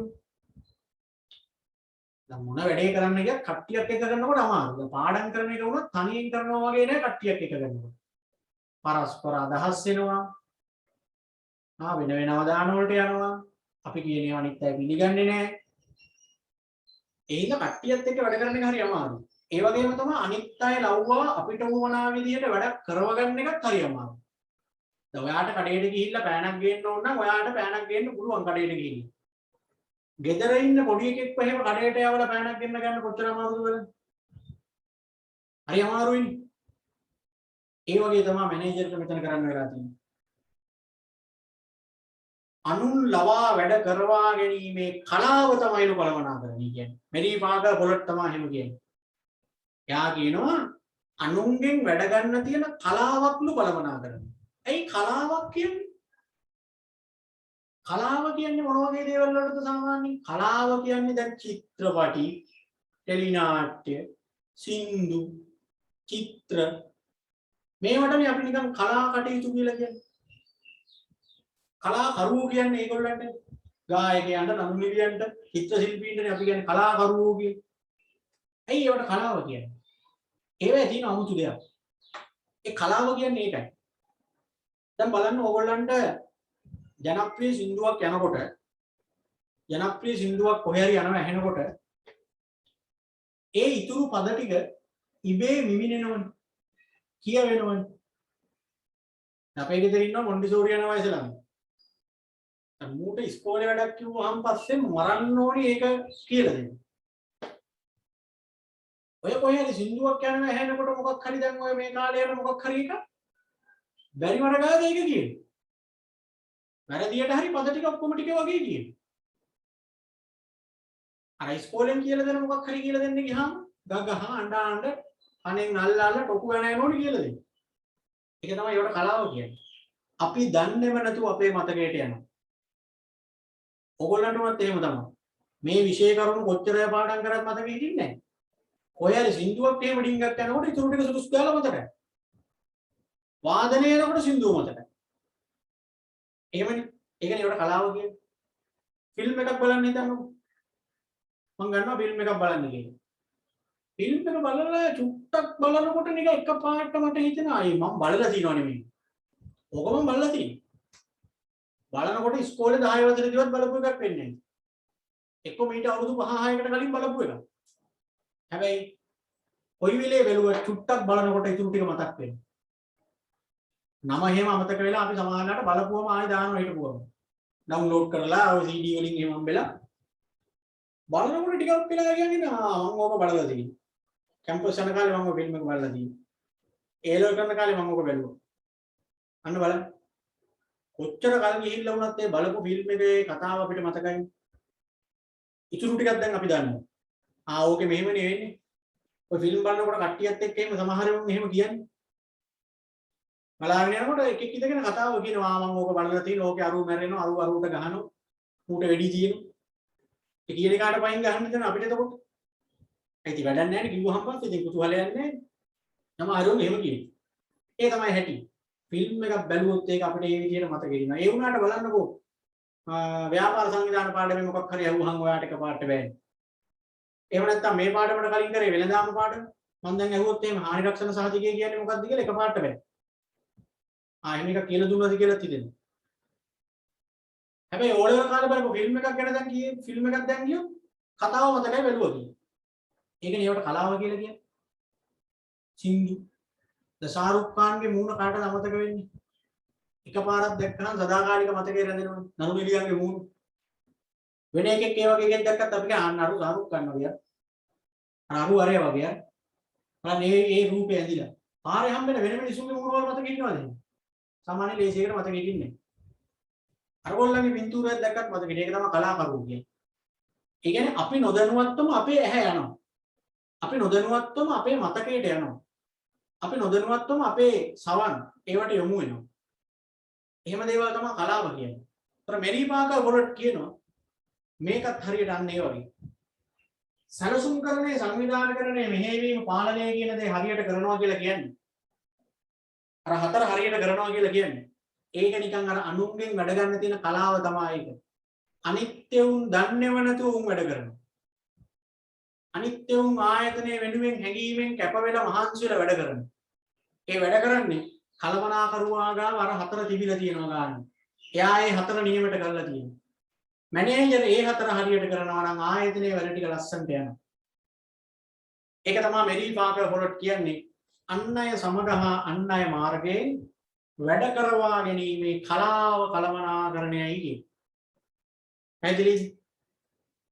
මොකද කලමනාකරුවෝ කියලා නමට හිටපු පළියට මේ හතර කරගන්න බෑ ගොඩක් අය. මැනේජර් හිටියට වැඩක් නැහැ, මැනේජ්මන්ට් කියන එක නැහැ හැමතැනම. විදුහල්පති කියන චරිතේ හිටියට සමහර පාසල්වල බලන්න කිසි දියුණුවක් නැහැ. විශාල නෑ ළමයි අස්වැල යනවා, පාසලේ සම්පත් කිගයි, ගුරුවරු කන්ට්‍රෝල් නැහැ, ළමයි අහන්නෙත් නැහැ කියන දේ ආදි ශිෂ්‍යයෝ අහන්නෙත් නැහැ, උදව් කරන්නෙත් නැහැ. ප්‍රින්සිපල් ඉන්නෝ. බැයි ඒ කියන්නේ යාට හරියට යා මැනේජර් නේද? උනාට යාට මැනේජ්මන්ට් හරියට කරන්නේ නැහැ, කරන්න බෑ. කඩා වැටෙන ව්‍යාපාරයක වුණත් මැනේජර් කියන කෙනා ඉති තමයි කඩා වැටෙන්නේ. මේ මැනේජර් හිටියට වැඩ නැහැ, මැනේජ්මන්ට් ඕන. අර හතර හරියට කරන්න ඕන. ඉතින් ඔය හතර හරියට කරනවා නම් කවුරු හරි අනිවාර්යෙන් අරමුණු වලට යන්න පුළුවන්. අනිවාර්යෙන් අරමුණු වලට යන්න පුළුවන්. ඔක කියන තරම් ලේසි නෑ කරන්න ගියාම. ප්ලෑන් කරලා වැඩ කරනවා, හොඳ සංවිධානකරණයක් තියෙනවා, හොඳ මෙහෙයවීමක් තියෙන්න ඕනේ, හොඳ පාලනයක් තියෙන්න ඕනේ. ඔය හතරම නියමෙටම කරනවා නම් හරියටම කරනවා නම් ව්‍යාපාරිකයන්ට පුළුවන් තමන්ගේ අරමුණු වලට ඒ විදිහටම යන්න. හරිද? ඒකයි මම කිව්වේ මේක දැන් දැනගත්තට කරන්න අමාරුයි. දර්ශනයන් කියන්නේ ඒකනේ. අනුගමනය කරන්න තියෙන දේවල්. දැන් බුද්ධ දර්ශනය එහෙමනේ කියන්නේ. ආගම් කියලා මිනිස්සු හදාගෙන වඳිනවා පුදනවා ආහාර තියෙනවා මල් තියෙනවා හඳුන් කූරු ගහනවා පහන් පත්තු කරනවා. ඒවම නෙමෙයි එතන කරන්න තියෙන්නේ ඉතින් අන්න. බුද්ධ දර්ශනය ක්‍රිස්තියානි දර්ශනය එහෙමයි තියෙන්නේ. ඒව අනුගමනය කරන්නයි තියෙන්නේ. අපේ මිනිස්සු කරන්නේ අදහන එක විතරනේ. අදහුවට කමක් නැහැ. ඒක භක්තියට කරන දෙයක් හිතේ. ඒක හිතේ භක්තියට තමයි අපි වඳින්නේ. මල් තියන්නේ. කෑම තියන්නේ. හැබැයි වෙන්න ඕනි ඒක නෙවෙයි. ඒ දේවලුත් කරන ගමන් පුළුවන් නම් ඒවා අනුගමනය කරන්න. දැන් බුදුහාමුදුරුවෝ ගාව ගිහිල්ලා කිරි ආහාර තියෙනවා. මල් තියෙනවා, හඳුන් කූරු තියෙනවා, පහන් පත්තු කරනවා. සේරම කරනවා. හැබැයි අර පංචිල් පද පහනුව ජීවත් වෙනවද නැද්ද කියලා හිතන්නකො. මිනිස්සු හිතන්නේ අර ටික කරාම මේ සිද්ධ වෙනවා. නෑ ඒ ටික හිතේ භක්තියට අපි හිතින් හදාගත්තු දේවල්. හරි? ඒ හිතින් හදාගෙන අපි කරන ඒවා පිළිම වලට කැම තියෙනවා මල් තියෙනවා ඒවා අර බුදුහාමුදුරුවෝ ගැන තියෙන හිතේ තියෙන ගෞරවයට භක්තියට අපි මේ දේ කරනවා. ඒක වැරද්දක් නෑ. හැබැයි ඉතින් ওই ටික කරන ගොඩාක් මිනිස්සු අර පහ රකින්නේ අපි රකින්නෙත් නෑ. පන්තිල් ගන්න ගමන් මధుරේ පහපු ගමන් චටස් ගාලා ගහනවා ගහලා අඹරනවත් එක්ක තමයි. ඌ අඹර තමයි ඉතුරු ගාත ටික කියන්නේ. මధుරව අඹර. ගහලා අන්තිමට උගේ කුඩක්වත් නෑ වෙන්නේ. ආස්ප ගාලා දානවා මధుරව ආපු එක. ඉතින් එතකොට පානාතිපාතා කියන එකට අනුව ජීවත් වෙලා නෑ. බොරුවට අතන කියන්නේ. හරි. බීලා පන්සිල් ගන්න බෝධි පූජාවල එහෙම බීපෙවුම් ඉන්නවා වාඩි වෙලා. ඒ බණ ගෙවල් වල එහෙම ගියහම බලන්න හොඳට ගහලා උණු වෙන්නේ. වාඩි වෙලා රාම්දුරෝ කියන ඒවා කී ඉන්නවා. බොරුනේ කරන්නේ. මුසාවාදා කියලා කියලි වෙලා මොකක් හරි ඇහුවාම පස්සේ බොරු කියනවා. ඕන්නේ ගොබෝ ඉන්නවා මහන මොකද්ද කරන්නේ? නෑ මේ ඔන්ලයින් ක්ලාස් එකේ ලින්ක් එකක් ඇවිල්ලා ඒක බැලු. බලනකොට මේ වෙන එකට මැසේජ් කරනවා. අනන්ත බොරු කියනවා. සංධ්‍යා වෙනත් ඒ ලෙඩ වුණා. බොරු. අන්තවාගේ හැදෙනවා දා සතියේට. බොරු කියනවා. අරක්කු බොනේ උන් ඉන්නවා. ගෑනු පස්සේ යන මිනිස්සු ඉන්නවා. මිනිස්සු පස්සේ යන ගෑනු ඉන්නවා. උණු පන්තිල් ගන්නවනේ. ආවේ සමිච්චාචාරාගේ සත්තු මරන මදුරුවන්ට ගහනවා. බල්ලෙක් ආවම උන් වතුර ගහනවා. පූසන්ට ගහනවා. මීයෝ මරන්න මී කතුරු තියෙනවා. එහෙම තියලා අර අතන ගිහිල්ලා වැඳගෙන මල් ටිකක් එහෙම තියාගෙන හඳුන් කුරකුත් ගහගෙන පානාතිපාතා කරනවා. හොරකම් කරන එක නම් ඉතින් හැමෝම කරන්නේ නැතුව ඇති. අනුන්ගේ දේවල් ගන්නවා කියන එක ඒත් ඉතින් කියන්න බෑ. එහා පැත්තේ වත්තේ පොල් ගෙඩියක් ගන්න සේප් එකේ බලලා අහුලා ගන්න. එහා පැත්තේ ගෙදර අඹ ගහක් තියෙනවා එක අත්තක් අපේ වත්තේ. සේප් එකේ කඩා ගන්න. ඒක හොරකම් කිරීම තමයි. අකමැත්තෙන් ගැනීමක් කියන්න තු ගන්නවා කියන්නේ. ඒ ඇවිල්ලා අපි මේ පහ දැන ඒ පහ කිය වැඳ අපි මේ පහනෝ ජීවත් වෙන්නේ නැහැ නේ. ඒ වගේ තමයි මේක. කරන්න තියෙන්නේ හතරයි කියලා හැමෝම දන්නවා. සලසුම් කරණේ සංවිධානය කරණේ මෙහෙවීම පාලනය කියන්නේ. හැබැයි ඉතින් ඔය හතර කරගන්න බෑ අපිට. ඒ හතර කරන එක තමයි නියම මැනේජර් කියන්නේ. එතන තමයි නියම මැනේජ්මන්ට් කියන එක තියෙන්නේ. ඒකනේ සමහර ව්‍යාපාර ටාගට් වලට යනවා. සමහර ව්‍යාපාර වලට යන්න බැරුව වැටෙනවා. පැහැදිලිද? හරිනේ. එහෙනම් මෙරිපාද පොරට කොහොමද කල්පනා කරන්නේ කියන කියලා තියෙන්නේ. අන්නය සමගහා අන්නය මාර්ගයේ වැඩ කරවා ගැනීමේ කලාව කළමනාකරණය. ඒක තමයි තේරුම් ගන්න. මොකද අපි මේ හතර හරියට කරනවා නම් ව්‍යාපාරයේ කළමනාකරුව හැටියට ආයතනයේ අනිකුත් සම්පත් ටික ලස්සනට අරමුණු කරා දායක වීම නිකම්ම වෙනවා. හරිනේ? ෆොලට් කියනවා එකක්, ස්ටෝන් ඇන්ඩ් ට්‍රීට්මන්ට් තව එකක් කියනවා. ඔබ ට්‍රීට්මන්ට් මොකක්ද කියන්නේ? වෙනස් වෙමින් පවත්නා පරිසරයක් තුළ සම්පත් කාර්යක්ෂමතාවයෙන් යුතු යොදා ගැනීම ආයතනික පරමාණුත ළඟා කර ගැනීම සඳහා අන් අය ලවා කාර්ය කරවා ගැනීම අන් අය සමග කාර්ය කිරීමත් කළමනාකරණය වේ. දැන් ඔය එක එකයි කියපු ඒවානේ අපි කතා කරේ. හැබැයි අපි එකක් හදාගත්තා දැන් ඉස්සෙල්ලා. ඔය ඔක්කොම නිර්වචන දිහා බලලා ඔක්කොගෙම තියෙන සංකල්ප ටික දිහා බලලා අපි එකක් හදාගත්තානේ. ආන්න ඒක ලියමු බලන්න දැන්. අපි හදාගත්තු එක. කියන්න මේක ගතික පරිසරයක් තුල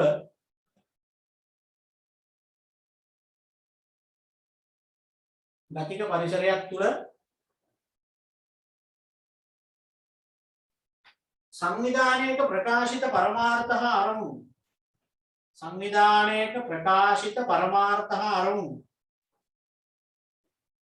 ගතික පරිසරයක් තුල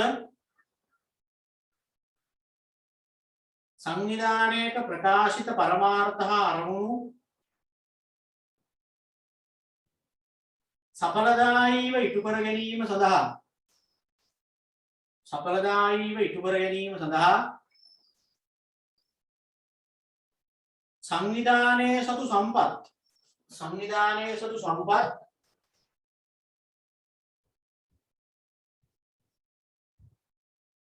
කාර්යක්ෂමතාවෙන්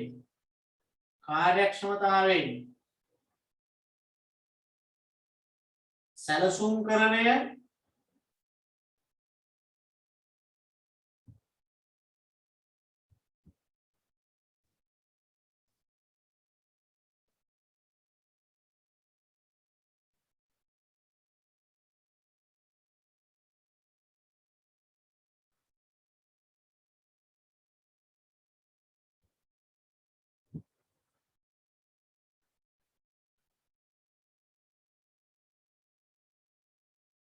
මෙහෙයවීම හා පාලනය ඇතුළත්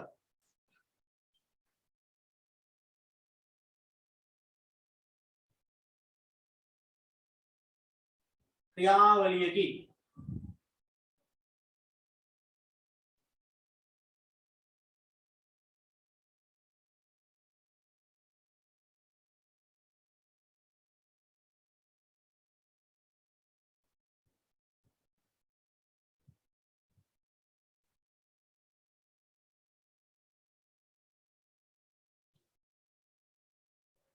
ඔන්න ඔකේ දාලා දිනවා මොනවා හරි එහෙම වුණා නම් බලලා ටක් ගාලා ලියා ගන්න.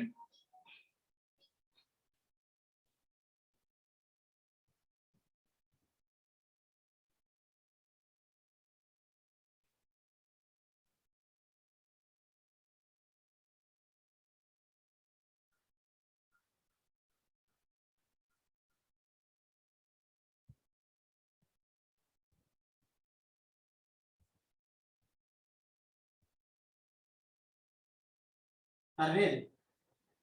ඔය දැන් අපි කරේ ඒගොල්ලෝ කියපු නිර්වචනවල තියෙන ඔක්කොම දේවල් ටික අරගෙන අපිට ගැළපෙන විදිහට අපි ඒක හදාගත්තා. ඕක තමයි ඔයගොල්ලෝ මතක තියාගන්න ඕනේ. කළමනාකරණය යන නිර්වචනය කරන්න කිව්වොත් ඕක ලිව්වම හරි. ගතික පරිසරයක් තුන සංවිධානය කරපු සඵලදායීව ළඟා කරගන්න අර තියෙන සීමිත සම්පත්තික කාර්යක්ෂමව සඵලදායීව සැලසුම් කිරීම සංවිධානය කිරීම මෙහෙයවීම හා පාලනය කිරීමේ සමස්ත ක්‍රියාවලිය කළමනාකරණයයි. හරි. ඔය නිර්වචනයේ ඇස්සේ තිබ්බා කොහොම දැන් ඔය කියපු නිර්වචනයේ ඇස්සේ තියෙන ප්‍රධාන සංකල්ප ගොඩක්. ඒ සංකල්ප එකින් එක පැහැදිලි කරගන්න තමයි ඊළඟට අපිට තියෙන්නේ. ඔය අපි කතා දැන් ලියාගත්ත නිර්වචනයේ තියෙන්නේ. මේ නිර්වචනයේ හරියට කියවගෙන ගියොත් ඕකේ තියෙන සංකල්ප 5-6ක්. මුලින්ම තිබ්බ ගතික පරිසරයක් තුල කියන්නේ. එහෙනම් ඉස්සෙල්ලාම දැනගන්න ඕනේ මොකක්ද ගතික පරිසරයක් කියන්නේ කියන්නේ. මේක නම් ඊට කලින් දීලා තියෙනවා සංවිධානයක් කියන්නේ මොකක්ද කියලා. ඒක දැන් අපි කලින්ුත් කතා කරානේ. අර පොදු අරමුණකට යන්න එකට එකතු වෙලා වැඩ කරන මිනිස්සු කට්ටියක් කියලා. ඊළඟට ඕකේ තව තිබ්බා ඒ දේවල් අපිට කරන්න වෙන්නේ ගතික පරිසරයක් තුල කියලා. එහෙනම් ඊළඟට දැනගන්න ඕනේ මොකක්ද ගතික පරිසරයක් කියන්නේ කියන්නේ. ගතික පරිසරය කියන්නේ නිකන් සාමාන්‍යයෙන් කියනවා නම් මොකද්ද? ඉක්මනට වෙනස් වෙන පරිසරය කියන එකනේ. මෙන්න මේ සියලුම සංකල්ප ටික key points කියලා අපි කියන්නේ ඕකට. කළමනාකරණයේ key points. ඔය නිර්වචනයේ අක්ෂර හොඳට බලන්න මේ වචන ටික ඔක්කොම තිබ්බා. ඔය ඔයා ලියපු නිර්වචනයේ අක්ෂර මෙන්න මේ වචන ටික තිබ්බා. අන්න ඒ ටිකේ තේරුම එකින් එක ගන්න ඕනේ දැන් මොනවද මේවා තේරුම තියෙන්නේ. හරි. මුලින්ම තිබ්බනේ දැන් සංවිධානය කියන එක. ඒක අපි කලින් කතා කරානේ. පොදු අභිමතාර්ථයක් ළඟා කරගන්න එකට එකතු වෙලා වැඩ කරන මිනිස්සු කට්ටියක් තමයි අපි කියන්නේ සංවිධානයක් කියන්නේ. දැන් මේ රොබින් හුඩ් කතාව ඔයගොල්ලෝ බලලා තියෙනවනේ. බලන්න මෙතන ඉන්නේ මිනිස්සු කට්ටියක්. හැබැයි හැමෝම යන්නේ පොදු අරමුණකට. ඕක තමයි සංවිධානගත වෙනවා කියලා අපි කියන්නේ. ත්‍රස්තවාදී කණ්ඩායමක් වුණත් ඕකනේ කරන්නේ. ආගමික සංවිධානත් ඕකනේ කරන්නේ. වෘත්තීය සමිතිත් ඕකනේ කරන්නේ. සංවිධාන. ඒකයි. ගතික පරිසරය කියලා එකක් තිබ්බනේ. ගතික පරිසරයක් කියලා කියන්නේ වේගයෙන් වෙනස් වන පරිසරය කියන එක. ලියන්න ඒක මෙහෙම.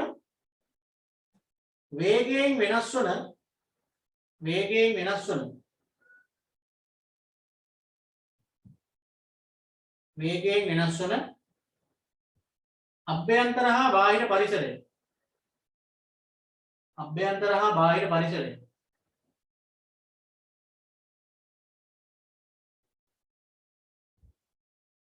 වේගයෙන් වෙනස් වන අභ්‍යන්තර හා බාහිර පරිසරය ගතික පරිසරය ලෙස හඳුන්වයි. ගතික පරිසරය ලෙස හඳුන්වයි.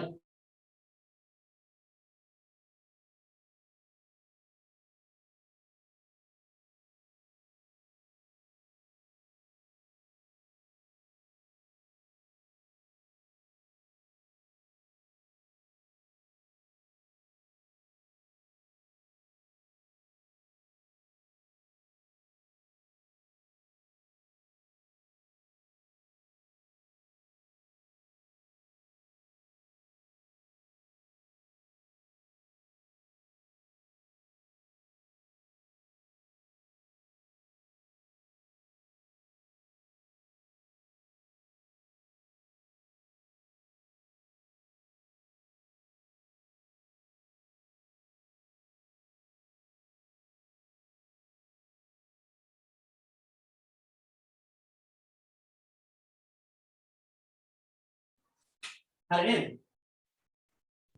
ඊළඟට පරමාර්ථ හා අරමුණු කියලා තියෙන්නේ. පරමාර්ථ හා අරමුණු කිව්වහම ළමයි මෙහෙමයි. දැන් ආයතනයක් හැටියට දිගු කාලීනව ළඟා කරගන්න බලාපොරොත්තු වෙන දේවලුත් තියෙනවා. කෙටි කාලීන වශයෙන් ළඟා කරගන්න බලාපොරොත්තු වෙන දේවලුත් තියෙනවා. ඉතින් දිගු කාලීනව ළඟා කරගන්න බලාපොරොත්තු වෙන දේවල් වලට අපි කියනවා පරමාර්ථ කියලා. කෙටි කාලීනව ළඟා කරගන්න බලාපොරොත්තු වෙන දේවල් වලට කියනවා අරමුණු කියලා. එච්චරයි. එහෙනම් ලියන්න මෙහෙම පරමාර්ථ හා අරමුණ අවදීන් ආයතනයක් දිගු කාලයකදී ළඟා කර ගැනීමට අපේක්ෂිත ප්‍රතිඵල පරමාර්ථ ලෙස හැඳින්විය හැකි අතර එවැනි කුඩුල් වූ ආයතනික පරමාර්ථයකට දාන ප්‍රතිඵලය වඩාත් නිශ්චිත ආකාරයෙන් ප්‍රකාශ කරන්නේ නම් මේ අරමුණුයි. කියන්නේ පරමාර්ථ වලින් කියපු දේ තව ටිකක් සරල කරලා පැහැදිලි කරලා සංඛ්‍යාදත්ත සහිතව දෙනකොට ඒක අරමුණු වෙනවා.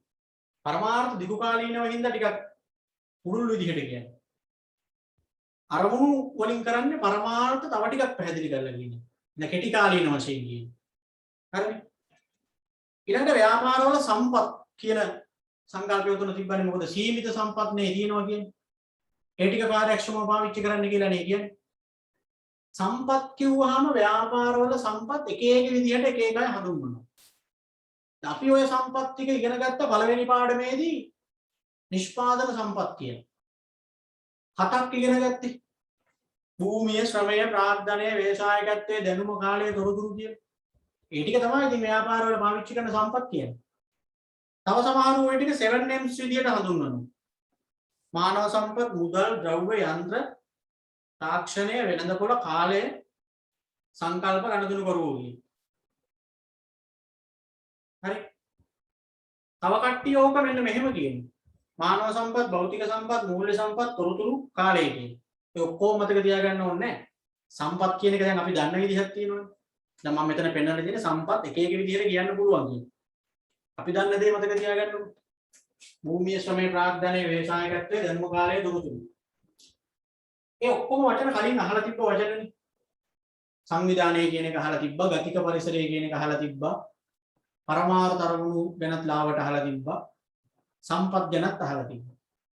අපිට නොපුරුදු වචන දෙකක් තියෙනවා කාර්යක්ෂමතාවයයි සඵලදායීතාවයයි කියන. කාර්යක්ෂමතාවය. දැන් මේ කාර්යක්ෂමතාවය කියන එක පීටර් ඩ්‍රකර් කියන විදිහට නම් මම මතක තියාගන්න මේ පාඩමේ හැම නමක්ම මතක තියෙන්න ඕනි. පීටර් ඩ්‍රකර් කියනවා කාර්යක්ෂමතාවය කියන්නේ නිවැරදි ආකාරයෙන් කිරීම. එහෙම නැත්නම් නිවැරදිව කිරීම කියනවා. නිවැරදිව කිරීම එහෙම නැත්නම් නිවැරදි ආකාරයෙන් කිරීම කියලා තමයි එයා කියන්නේ. හැබැයි දැන් අපි ඕක නිකන් එහෙමද අපිට කාර්යක්ෂමතාවය කියන එක තේරෙන්නේ නැහැ. නිවැරදි ආකාරයෙන් කරනවා කිව්වට එහෙම මුකුත් තේරෙන්නේ නැහැ. එහෙමනේ අපිට තියෙන්නේ. දැන් එහෙනම් අපි ඕක හදාගන්න ඕනේ.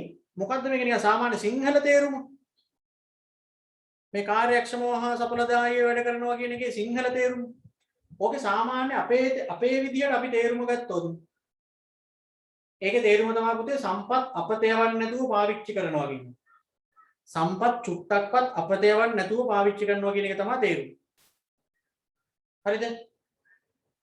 අර පිරිමැස්මෙන් පාවිච්චි කරනවා. අපතේවන්න නැතුව පාවිච්චි කරනවා.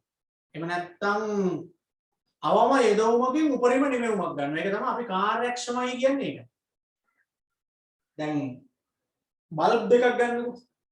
කහ පාට එළියේ තියෙන බල්බ් එකකුයි සුදු එළියේ තියෙන බල්බ් එකකුයි ගත්තාම ඔය දෙකෙන් කාර්යක්ෂම එක කොයිද? සාමාන්‍ය ප්‍රශ්නයක් මම අහන්නේ. කහ එළියේ තියෙන බල්බ් එකයි සුදු එළියේ තියෙන බල්බ් එකයි ගත්තාම CFL එකයි නිකන් එකයි ගත්තාම කාර්යක්ෂම බල්බ් එක මොකද්ද? කියන්න. සුදු එළියේ තියෙන එකද කහ එළියේ තියෙන එකද කාර්යක්ෂම? අග්ගල කියනවා වෙලා යනවා. ගෲප් ක්ලාස් එකෙන් කතා කරන්න ඕනේ අනිවාර්යයෙන් කියන්නේ. සුදු එළියේ තියෙන එකනේ කාර්යක්ෂම. ඒකේ මොකද්ද කියවෙන්නේ? ඇයි ඒ සුදු එළියේ තියෙන එක කාර්යක්ෂමයි කියන්නේ? අවම යදවමකින් උපරිම නිමවුමක් දෙනවා. කරන්ට් එක පිච්චෙන්නේ අඩුවෙන්. එලා මේ කාර්යක්ෂමතාවය කියන එකේ තේරුම. ඩිම් කරන්ට් එකේ සුදු එළියේ තියෙන වැඩ. කහ එළියේ තියෙන එක ඩිම් කරන්ට් එකේ වැඩ කරන්නේ අනිත් එක දාපු ගමන් කරන්ට් එක ගොඩක් පිච්චෙනවා. අර චූටි නිමවුමක් දෙන්නේ ඒකට ලොකු යදවමකුත් ගන්නවා. සුදු එළියේ තියෙන බල්බ් එක අවම කරන්ට් එකක් අරගෙන උපරිම එළියක් දෙනවා. ඒකනේ ඒක කාර්යක්ෂමයි කියන්නේ. ඉතින් කාර්යක්ෂමතාවය කියන්නේ සිංහල වචනේ තේරුම ඒකයි. අවම යදවමකින් උපරිම නිමවුමක් ගන්නවා. එහෙම නැත්නම් සම්පත් අපතේවීමකින් තොරව පාවිච්චි කරනවා. ඒක පීටර් රටට අනුවත් මතක තියෙනවා. පීටර් රට ඒක කියනවා නිවැරදි ආකාරයෙන් කිරීම. එහෙම නැත්නම් නිවැරදිව කිරීම. හරි විදිහට කරනවා කියලා තමයි එයා කියන්නේ. ඔය ඉස්තම් පුරවන්න එනවා. පීටර් රටට අනුව නිවැරදිව කිරීම ඉස්තන කාර්යක්ෂමතාවය කියලා දාන්නවා. හරිනේ? ආයෙත් කියවන කාර්යක්ෂමතාවය කියන එක කියවන. කාර්යක්ෂමතාවය කියන එක කියවන.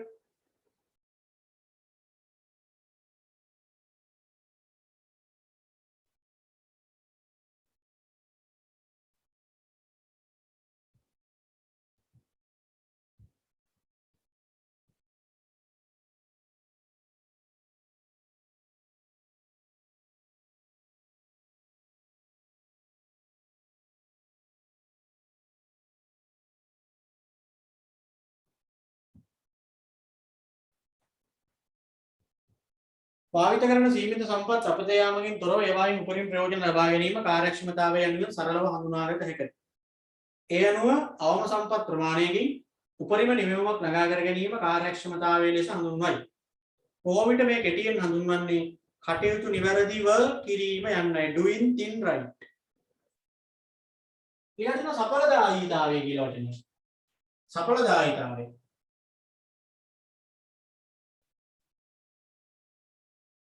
පීටර් රටර් කියන විදිහට නම් සඵලදායීතාවය කියන්නේ නිවැරදි දේ කිරීම කියලා එයා කියනවා. නිවැරදි දේ කිරීම.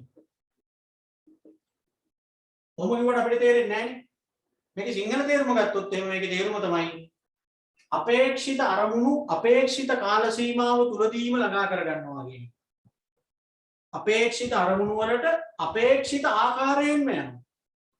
බලාපොරොත්තු වෙච්ච ටාගට් එකට බලාපොරොත්තු වෙච්ච කාල සීමාව තුල බලාපොරොත්තු වෙච්ච විදිහටම යන්න පුළුවන්. අන්න කියනවා සඵලදායී කියන්නේ.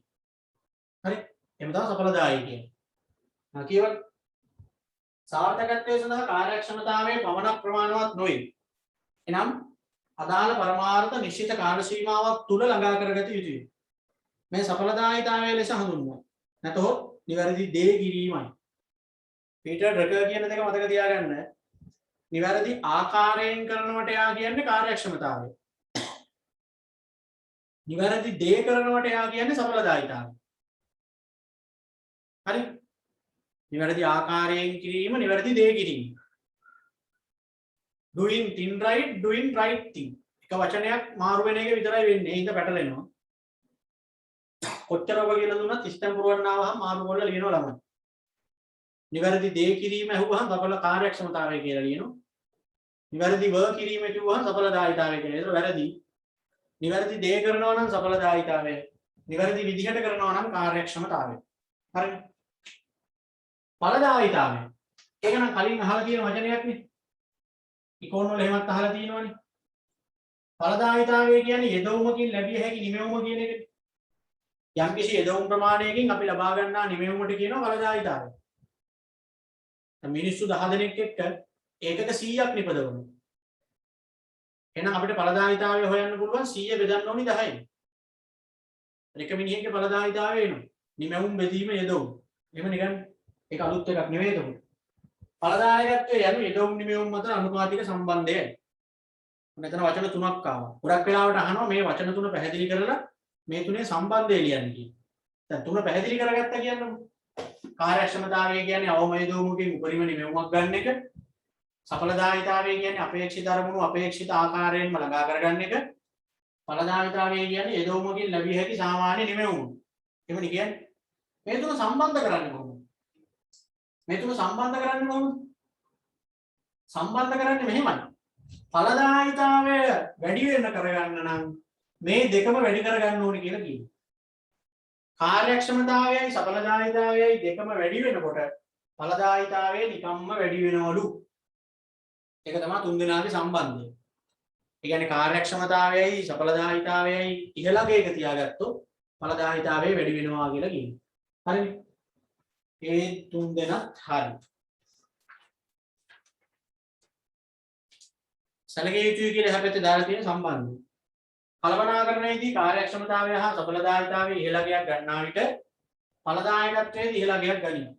එහෙනම් අනුලෝම සම්බන්ධයක් පවතී. අර දෙක වැඩි වෙනකොට අරකට වැඩි වෙනවා කියලා තමයි කියන්නේ. හරිනේ.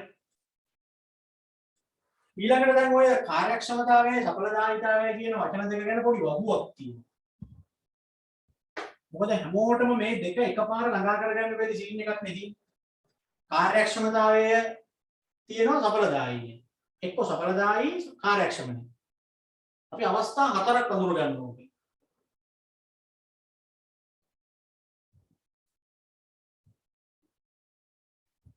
අපි මේකේ උඩින් පෙන්නනවා කරන ආකාරය.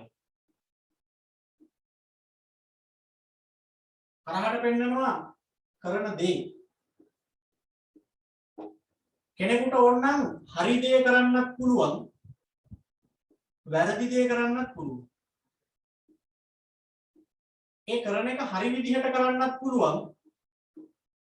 වැරදි විදිහට කරන්නත් පුළුවන්.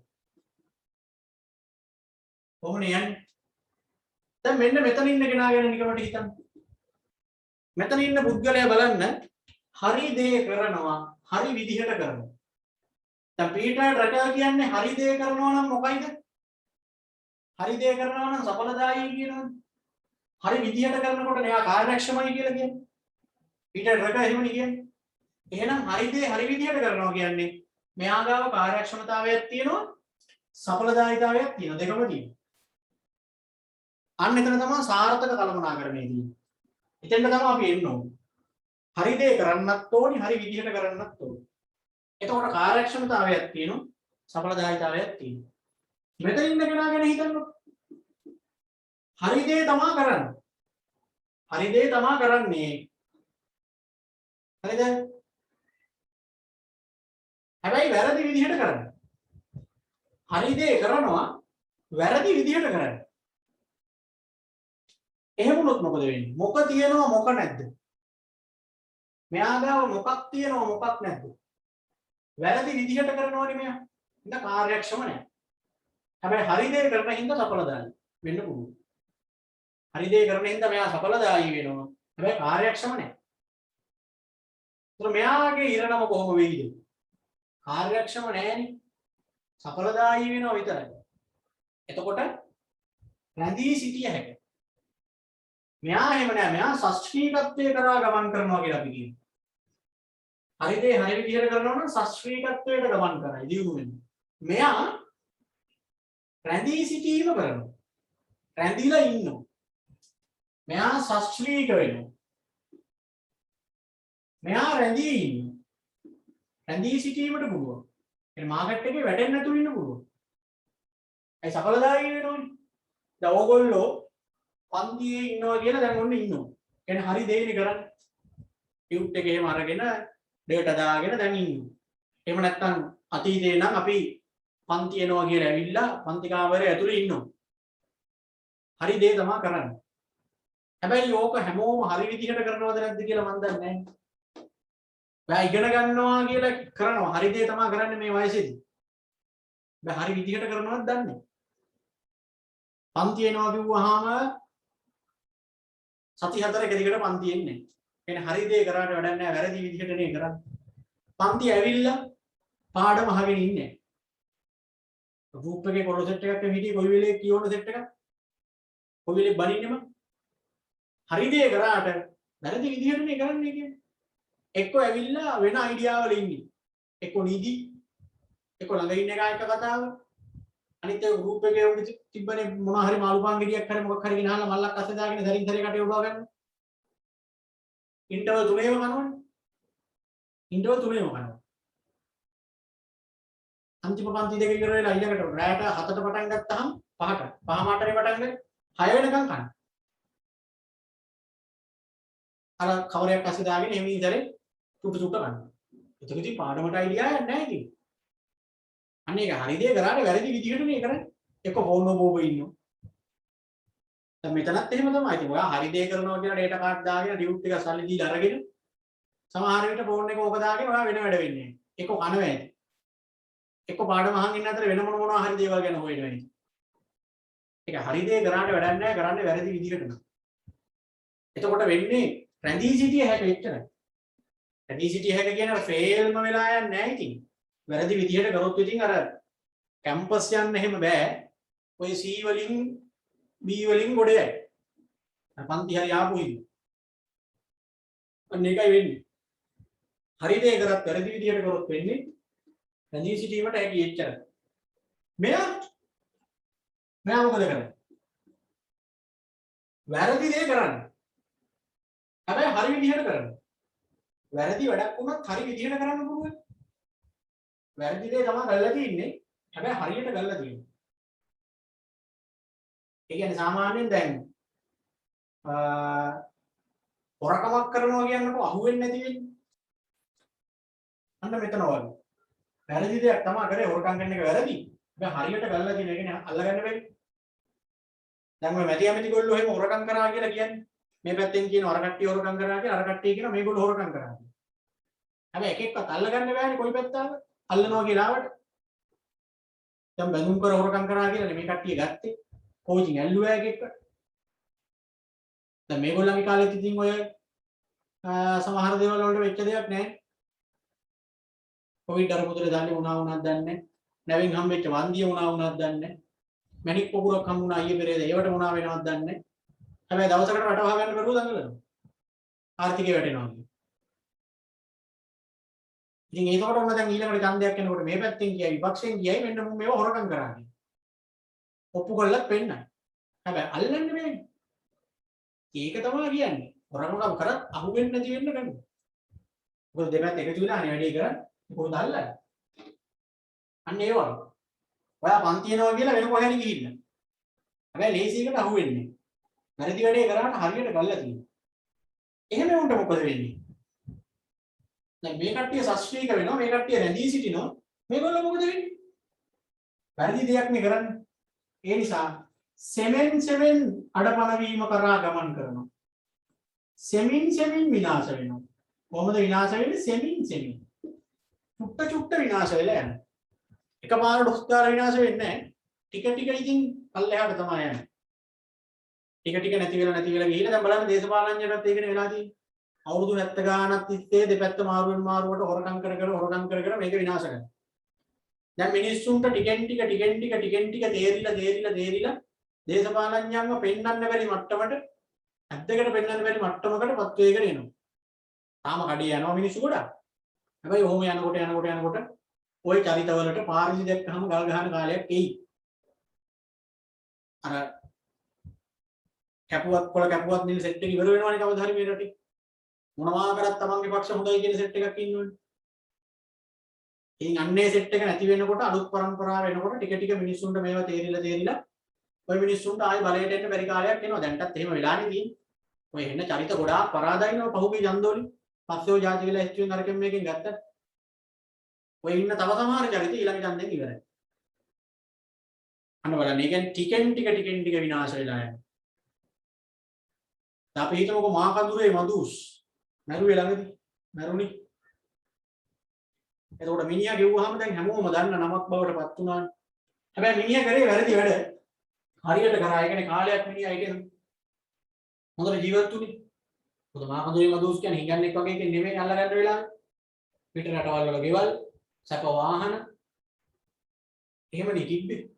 හැබැයි ඉතින් කොයි වෙලේ හරි අහුණානේ. ඒකනේ කියන්නේ සෙමෙන් විනාශය කරා යනවා කියන්නේ. ඔය හොරකම් කරන අය කාටත් ඔච්චර තමයි වෙන්නේ. කපාට විනාශ වෙන්නේ නැහැ. මොකද ඒගොල්ලෝ හරියට කරන හින්දා. හැබැයි ටික ටික විනාශ වෙලා යනවා. මෙතන ඉන්න කාගේ මොකද තත්ත්වේ? වැරදි දේ තමයි කරන්නේ, වැරදි විදිහටමයි කරන්නේ. වැරදි දේ කරන්නේ වැරදි විදිහටමයි කරන්නේ. පන්ති යනවා කියලා වෙන කොහෙද ගිහිල්ල? මෙතෙන්ට බෝල්ලෙන් ගිහින්. පන්ති ආවේ නැහැ කි. අන්න වැරදි දේ කරනවා වැරදි විදිහටමයි කරන්නේ. ඒ පොඩි හොරු අහුවෙන්නේ නේ. මහා හොරු අහුවෙන්නේ නැතු උනාට. වැරදි වැඩ කරන්නේ වැරදි විදිහට කරන්නේ. උන්ට ක්‍රමේ තේරෙන්නේ නැහැ. ඉතින් කරන්න කලින් අහුවෙලා. අන්න මේ කට්ටියට මොකද වෙන්නේ? වේගයෙන් අඩපණ වීම කරා ගමන් කරනවා. වේගයෙන් අඩපණ වෙලා යනවා. හරි. නෝකයි තත්වයන් හතර. දැන් මෙයාගාව කාර්යක්ෂමතාවයක් තියෙනවා සඵලදායීතාවයක් තියෙනවා. මෙයාගාව මොකද? කාර්යක්ෂම නෑ හැබැයි සඵලදායී. මෙයා සඵලදායී නෑ හැබැයි කාර්යක්ෂමයි. මෙයා කාර්යක්ෂමත් නෑ සඵලදායීත් නෑ. පැහැදිලිද? දැන් ඔය කොටු හතරම හොඳට බලලා ටියුට් එකක් බලමුකෝ අපි. ටියුට් එකක් බලමු. කලේ කුමක්ද කරන්නේ කෙසේද? නිවැරදි දේ කරන්න පුළුවන්, වැරදි දේ කරන්න පුළුවන්. නිවැරදි අයුරින් කරන්න පුළුවන්, වැරදි අයුරින් කරන්න පුළුවන්. පළවෙනි කොටුව ගත්තාම නිවැරදි දේ නිවැරදි අයුරින් කරනවා. ඒ කියන්නේ එයා කාර්යක්ෂමයි, සඵලදායී. ශාස්ත්‍රීයතාවයට ගමන් කරනවා. එතන එහා පැත්තේ එක්කෙනා නිවැරදි දේ කරනවා හැබැයි වැරදි විදිහට. ඒ නිසා එයා අකාර්යක්ෂමයි හැබැයි සඵලදායී. එයාට රැඳී සිටිය හැකියි. යටින් ඉන්න එක්කෙනා කාර්යක්ෂමයි හැබැයි සඵලදායී නෑ. ඒ හින්දා අඩපණ වීම කරා සෙමෙන් ගමන් කරනවා. ඉතිසරහින් ඉන්න එක්කෙනා අකාර්යක්ෂමයි හැබැයි සඵලදායීත් නෑ. එයා අඩපණ වීම කරා වේගයෙන් ගමන් කරනවා. ඕක නෙවෙයි. දැන් ඔයා ඔය කොටු හතර හොඳට බලලා මට කියන්න මෙන්න මේකට උත්තරේ. සාමාන්‍ය දැනීම කියන දේ තියෙනවා නම් කිව්වේ. සාමාන්‍ය දැනීම වල ඇස් පේනවා නම් ඒක කිව්වේ. දැන් අපි කියනවා කල්පනාකරණයේදී කාර්යක්ෂමතාවය හා සඵලදායීතාවය කියන දෙකම තියෙන්න ඕනේ කියලා තමයි ඒ ලෙවල් මට්ටමේදී උගන්වන්නේ. කල්පනාකරුවෙක්ට මේ දෙකම තියෙන්න ඕනේ. මෙන්න මෙතන ඉන්න ඕනේ කියන්නේ. කාර්යක්ෂම වෙන්නත් ඕනේ, සඵලදායී වෙන්නත් ඕනේ.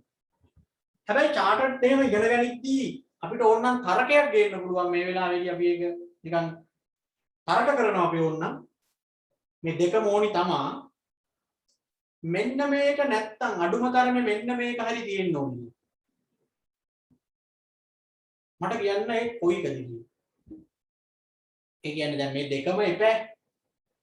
හැබැයි අපිට මේ දෙකෙන් අර නිකන් අම්මටද තාත්තටද වැඩියෙන් ආදරය යවුවාම ළමයින්ගෙන් දෙන්නටම කියලානේ කියන්නේ. දෙන්නම ඉන්න තැන කවදාවත් කියන්නේ නැහැ නේ එක්ක අම්මට එක්ක තාත්තට කියන්නේ. හැබැයි ඉතින් ළමයින්ගේ එහෙම හිතේ තියෙනවා. කියන්නේ. ඒ වගේ තමයි කාර්යක්ෂමතාවය සඵලදායීතාවය දෙකම ඕනි. මේ දෙකෙන් මම කිව්වොත් එහෙම අඩුම තරමේ මෙන්න මේක හරි තියාගන්නවා නම් ඒත් ඇති කියලා. අනික නැතත් කමන්නේ මෙන්න මේකවත් තියෙනවා නම් ඇති. ඒ කොයිකද මම අහන්නේ? සඵලදායීකත්වය. සඵලදායී. තව වෙන උත්තර තියනවද බලන්න. දැන් දෙන්නෙක් කිව්වා සඵලදායීතාවය තමයි තියෙන්න ඕනේ කියලා. කියන්නේ කාර්යක්ෂම නැතත් කමන්නේ සඵලදායී වෙනවා නම් හොඳයි කියලා තමයි මේ උත්තර දෙකේ කිව්වේ. වෙන උත්තර තියනවද?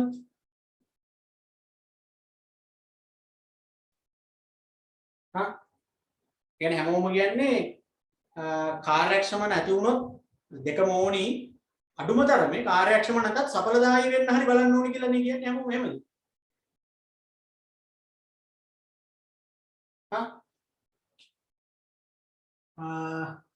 සඳුනි සසිකලා මොකද කියන්නේ? සඵලදායිත්වය. සඵලදායි. සාක්‍ය මොකද කියන්නේ? සාක්‍යද සාක්‍යද මොකද කියන්නේ?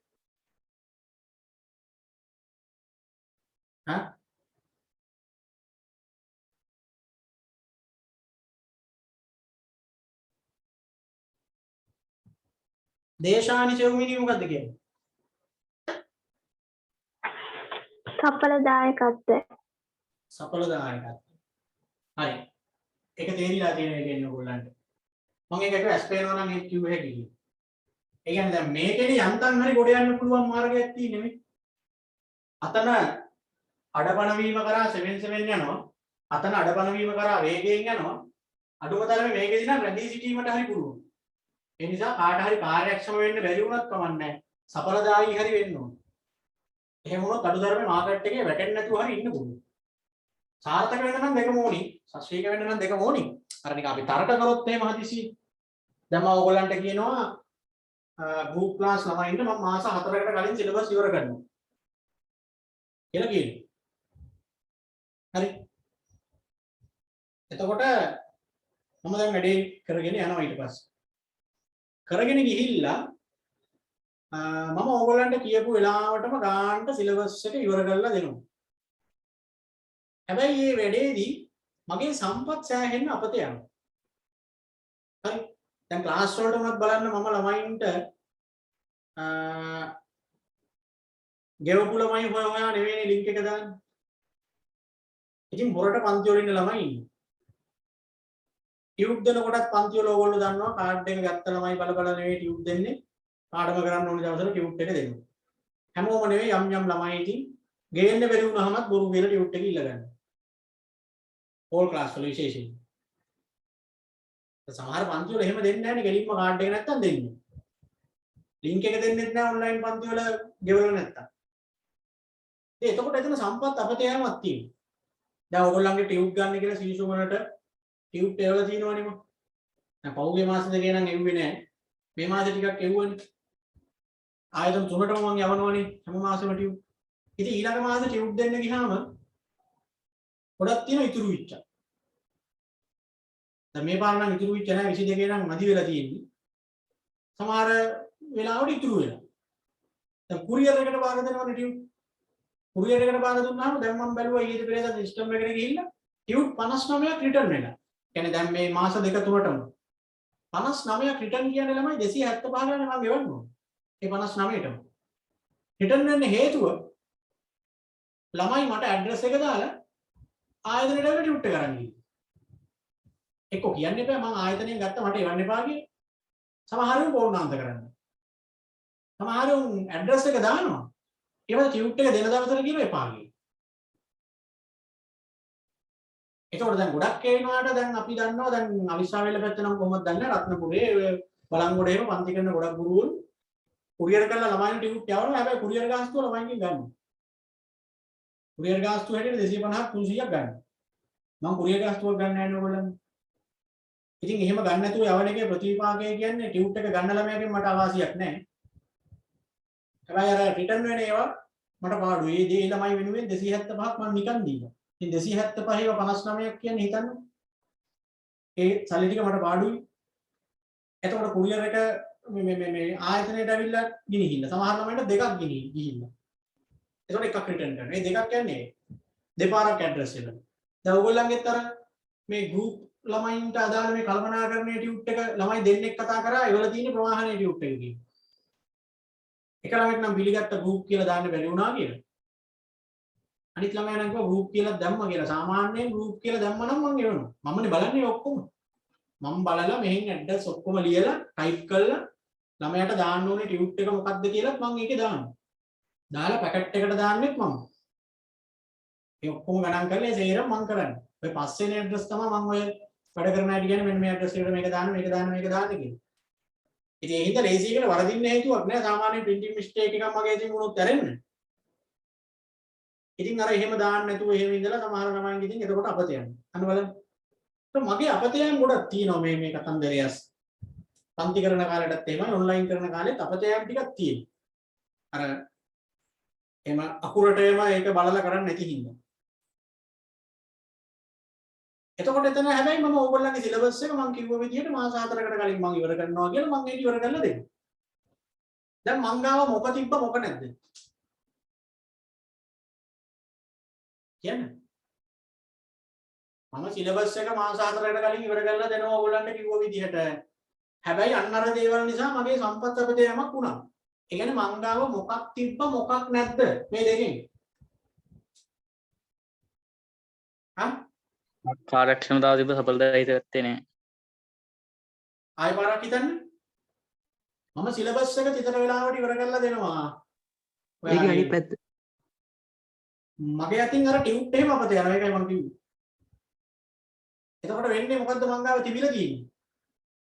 මම සඵලදායී වෙලා තියෙනවා. ඔයගොල්ලන්ට નિયમિત වෙලාවෙදී මම කරපු ටාගට් එකට ගියා. හැබැයි කාර්යක්ෂම නැහැ. ඒ කියන්නේ මං ඉන්නේ මෙතන. එහෙම වුණොත් මොකද වෙන්නේ?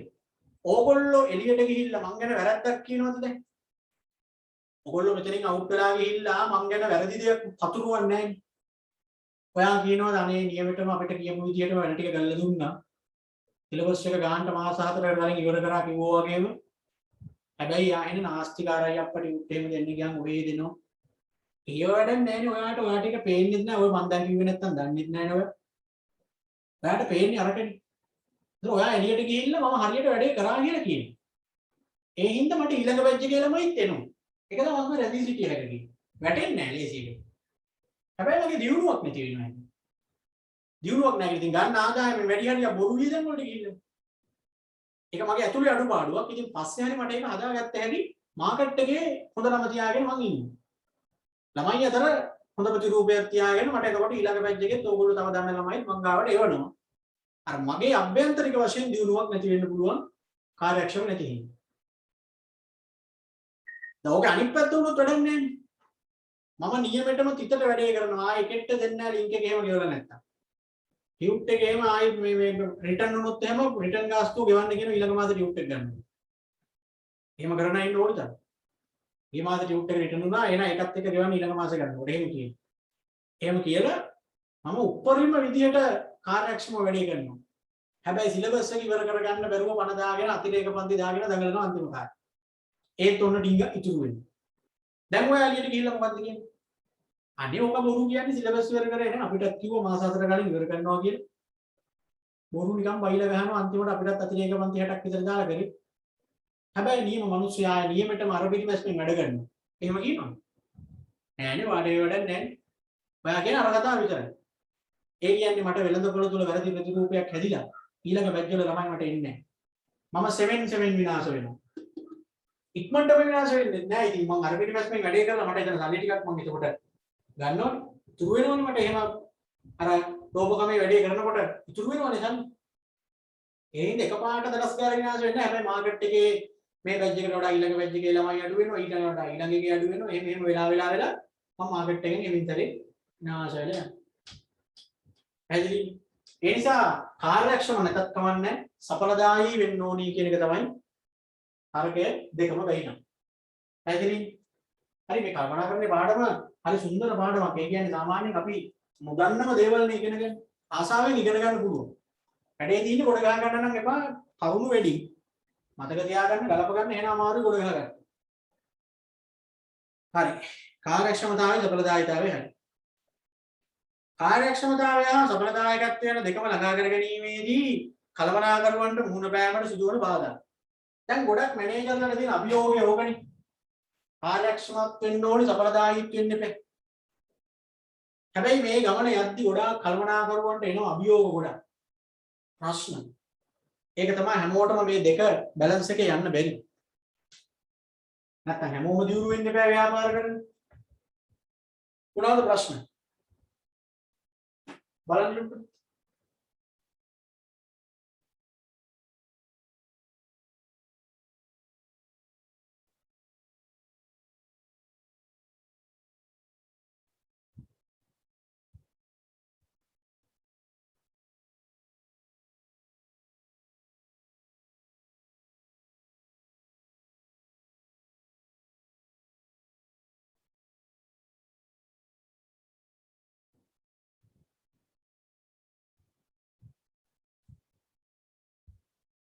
හරි.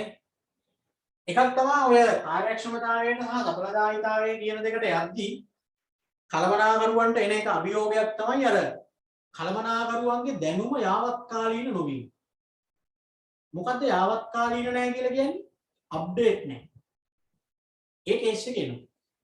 අප්ඩේට් නැහැ කියන්නේ පුතේ මෙහෙමනේ. දැන් බලන්න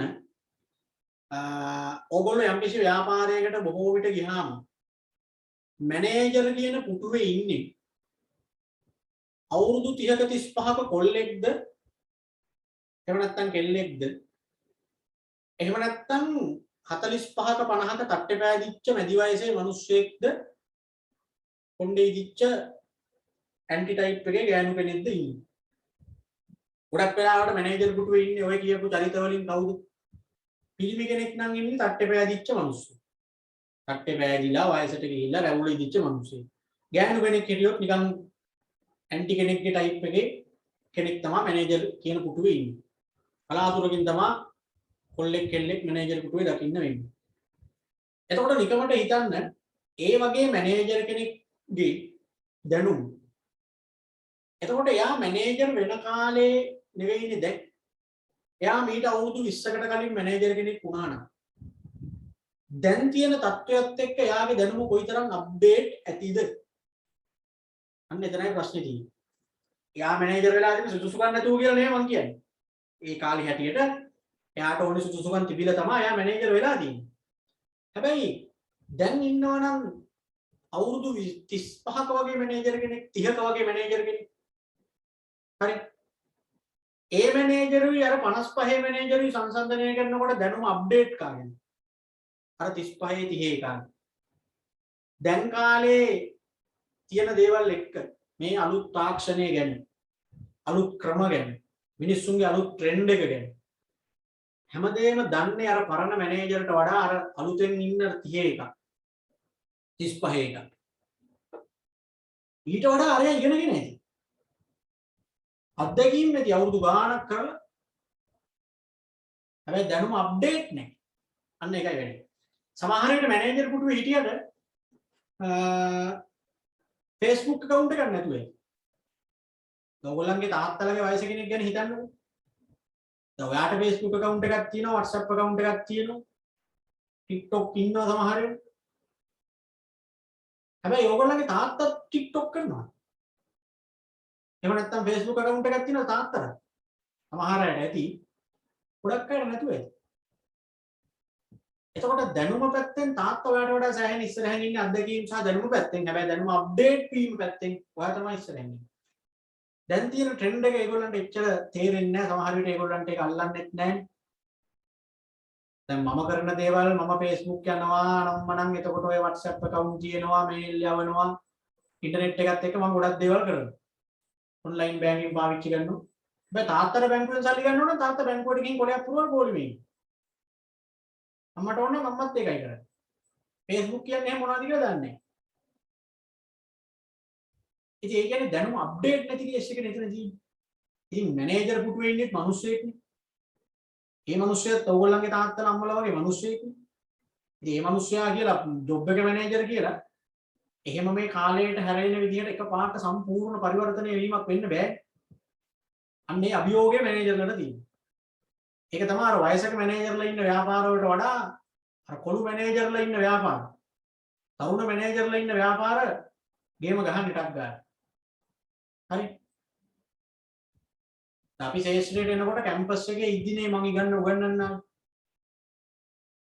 කැම්පස් එකේ ඉන්න ගමන් ෆස්ට් ඉයර් ඉඳලා තමයි මම ඉගෙනන්නේ.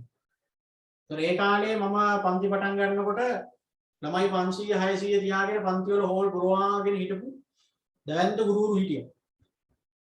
හැබැයි ළමයි මේ පන්ති වලින් ටික මගේ පන්තියට ආවා. ඒ මොකද ළමයින්ගේ මනස වැඩිපුර තේරෙන්නේ මට. ළමයින්ගේ ට්‍රෙන්ඩ් එක වැඩිපුර තේරෙන්නේ මට. හැබැයි අර ගුරුවරයා මට වඩා දැනුම ඇති, අත්දැකීම් ඇති, අප්ඩේට් වෙන්න අමාරුයි. මටත් ඒකම තමයි වෙන්නේ වයසට යනකොට යනකොට.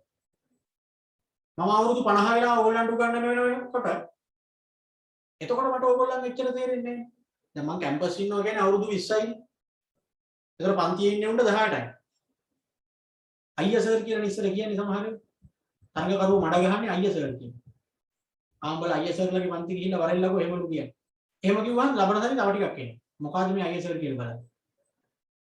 සමහර ඒවා එකපාරට අයියා කියන අසර් සර් කියන. ඒ කාර්ය. ඉතින් එතකොට ළමයින්ට මම කියන දේ හොඳට තේරෙනවා. ඒකනේ ඉන්නේ. මම බලෙන් ගෙන්න ගන්න නැහැ. කැම්පස් එකේ 3rd year වෙනකොට 2nd year වෙනකොට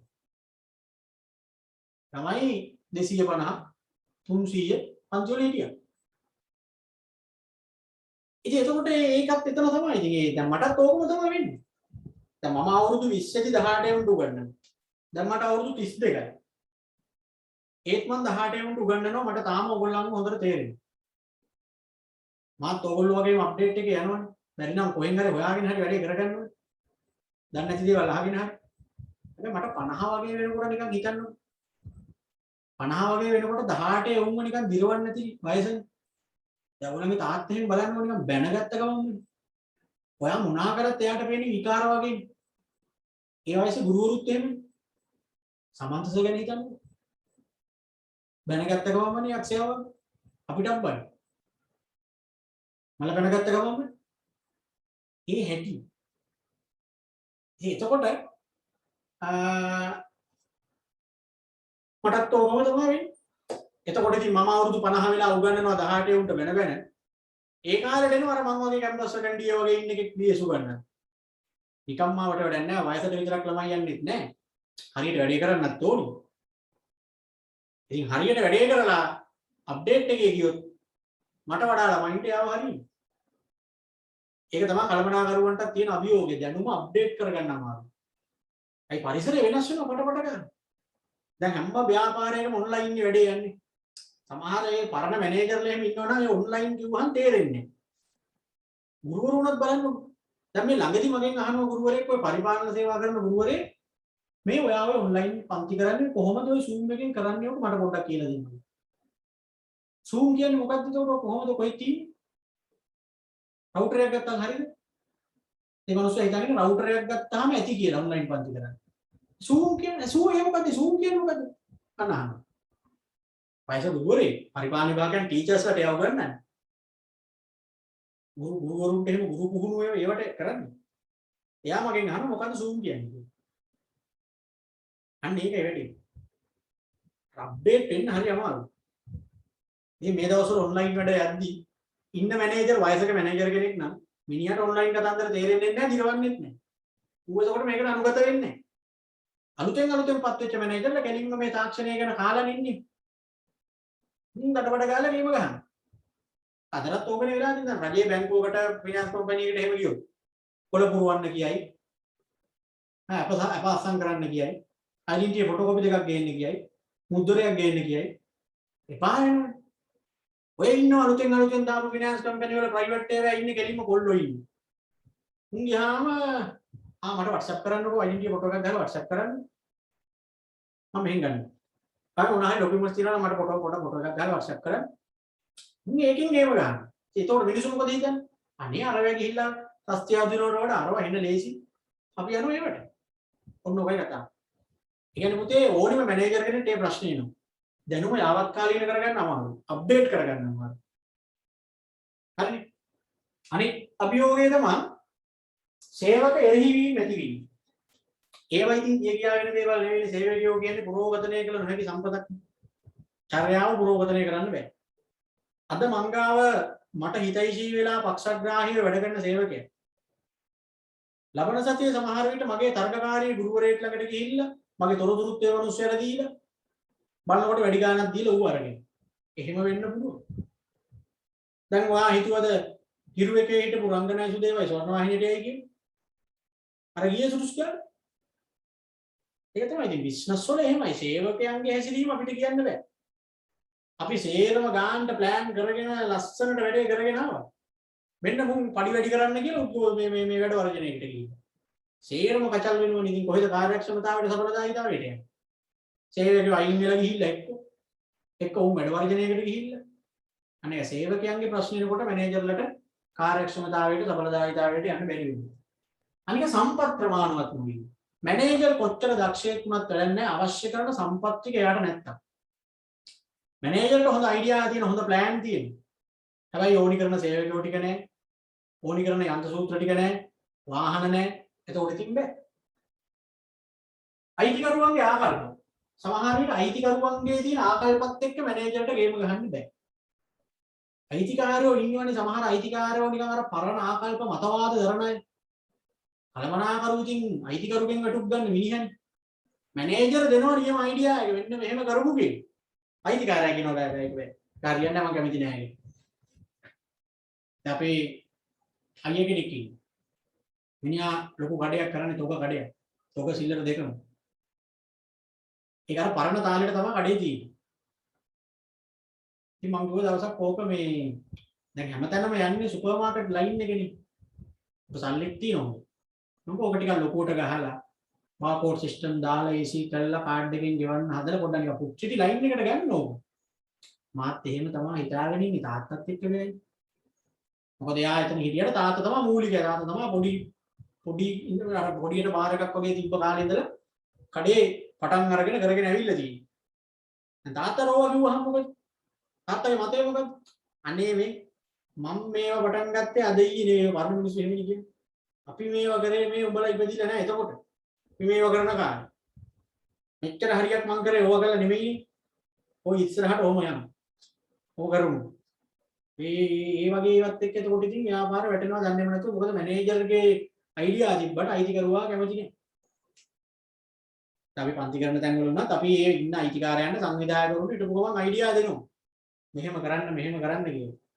ඒ පරණ වෙනකොට මිනිස්සුන්ගේ තියෙන ඔළුවේ ගතිය. අර බාලයෙක් කියන එක හරි කියලා දන්නවා. අනුමත කරන්නේ නැහැ. ඒක මදිකමක් වගේ.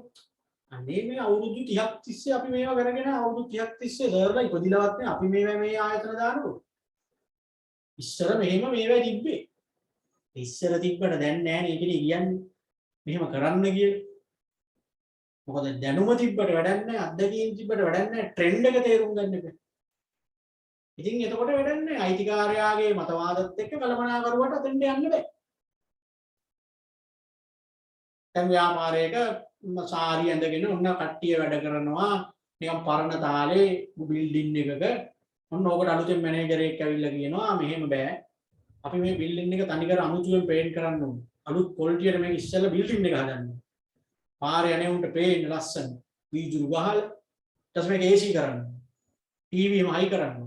ඔය වැඩ කරන ගෑනු ළමයින්ට ඔය සාරිය නම් මනන් නෙවෙයි ගෙලින්ම ඔය කොට ඇඳුමක් එහෙම දීලා ලස්සනට එහෙම ඇඳගෙන ඉන්න කියන්නේ.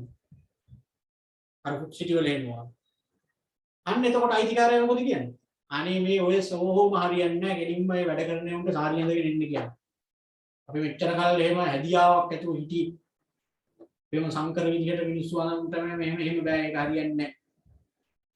ඉතින් වැඩක් නැහැ. දැන් කාලේ යන්න ඕනි ලයින් එක මැනේජර් දැනගෙන කියනවා අයිතිකාරයා කැමති. ඒවත් බලපානවා මැනේජර්ලට තමන්ගේ ටාගට් වලට යන්න බැරි වෙන අයිතිකරුවන්ගේ තියෙන පරණ අදහස්. හරි. පෙට්ටින්නෝ එහෙම ඕගනයිසර් කෙනෙක් ඔච්චර මොනවා අයිඩියාවක් දුන්නත් වැඩක් නැහැ. මිනිහා අවුරුදු 30 ගානක් තිස්සේ කරපු එකක් ගැන තමයි මිනිහා කියනවා. අවුරුදු 30ක් තිස්සේ මම මේකේ පොල් ගෑවේ නැහැ. මම මෙහෙමයි කරේ ඉස්සර මේ වගේ ගුරුවරු හිටියා මේ ආයතනේ. ඕගොල්ලෝ ඉපදිලත් නැහැ ඒ කාලේ. ඉතින් හරි ඉතින් ඒ කාලේ නෙවෙයිනේ දැන් කාලේ. දැන් අපි දෙන්නේ දැන් කාලේට යන අයිඩියා මෙහෙම කරන්නේ. අවුරුදු 30ක බල පුරුද්ද ගැන කියෝ ඉන්නවා සූටින් මාටින් එකේ ග්‍රාම සේවකවා. එහෙමනේ සමහර අයිතිකාරයෝ එහෙමයි. ඒකට ව්‍යාපාර පරිසරයේ තියෙන නිරන්තර වෙනස් වීම. අනික ඉතින් ඒවත් බලපානවා මැනේජර්ලට කාර්යක්ෂමතාවයට හා සඵලදායීතාවයට යන්න බැරි වෙන්නේ. පරිසරයේ තියෙන වෙනස් වීම මේවා ඉතින් නවත්තන්න බැහැ දැන් මේ කොවිඩ් එක ගැන හිතන්නකො. කොච්චරනම් මැනේජර්ලගේ ප්ලෑන් දැන් කචල් වෙන්නේ නැද්ද? කොච්චර ව්‍යාපාර මේ සිද්ධියත් එක්ක වැටිලාද? දැන් නිකමට හිතන්නකො සමහර ව්‍යාපාර වලට මුකුත්ම නැහැනේ. දැන් වෙඩින් අනම්මනම් ගන්න ඒවා ඒ හෝටල් සංචාරක හෝටල් ඉවරට ඒතර එතන තියෙන මැනේජර්ගේ අවුලක් නෙවෙයි පරිසරයේ බලපෑමක් නෙදී. මුකුත්ම විකල්පයක් නැහැ. අපි නම් ඔන්ලයින් හරි උගන්වනවා. කඩවල වල ඔන්ලයින් හරි බඩු ගෙවල් වලට ගිහින් දෙනවා ඕඩර් මේ ඩෙලිවරි හරි කරනවා. එළවලු එහෙම විකුණනවා ලොරි වල දාගෙන ගයක් ගානේ ගිහිල්ලා හරි විකුණනවා. සංචාරක හෝටල් එකක් නිකන් මොනවා කරන්නේ? උන් රිවිල් එකක් අරගෙන සංචාරක අතර මෙතන තියන් ඉන්නේ.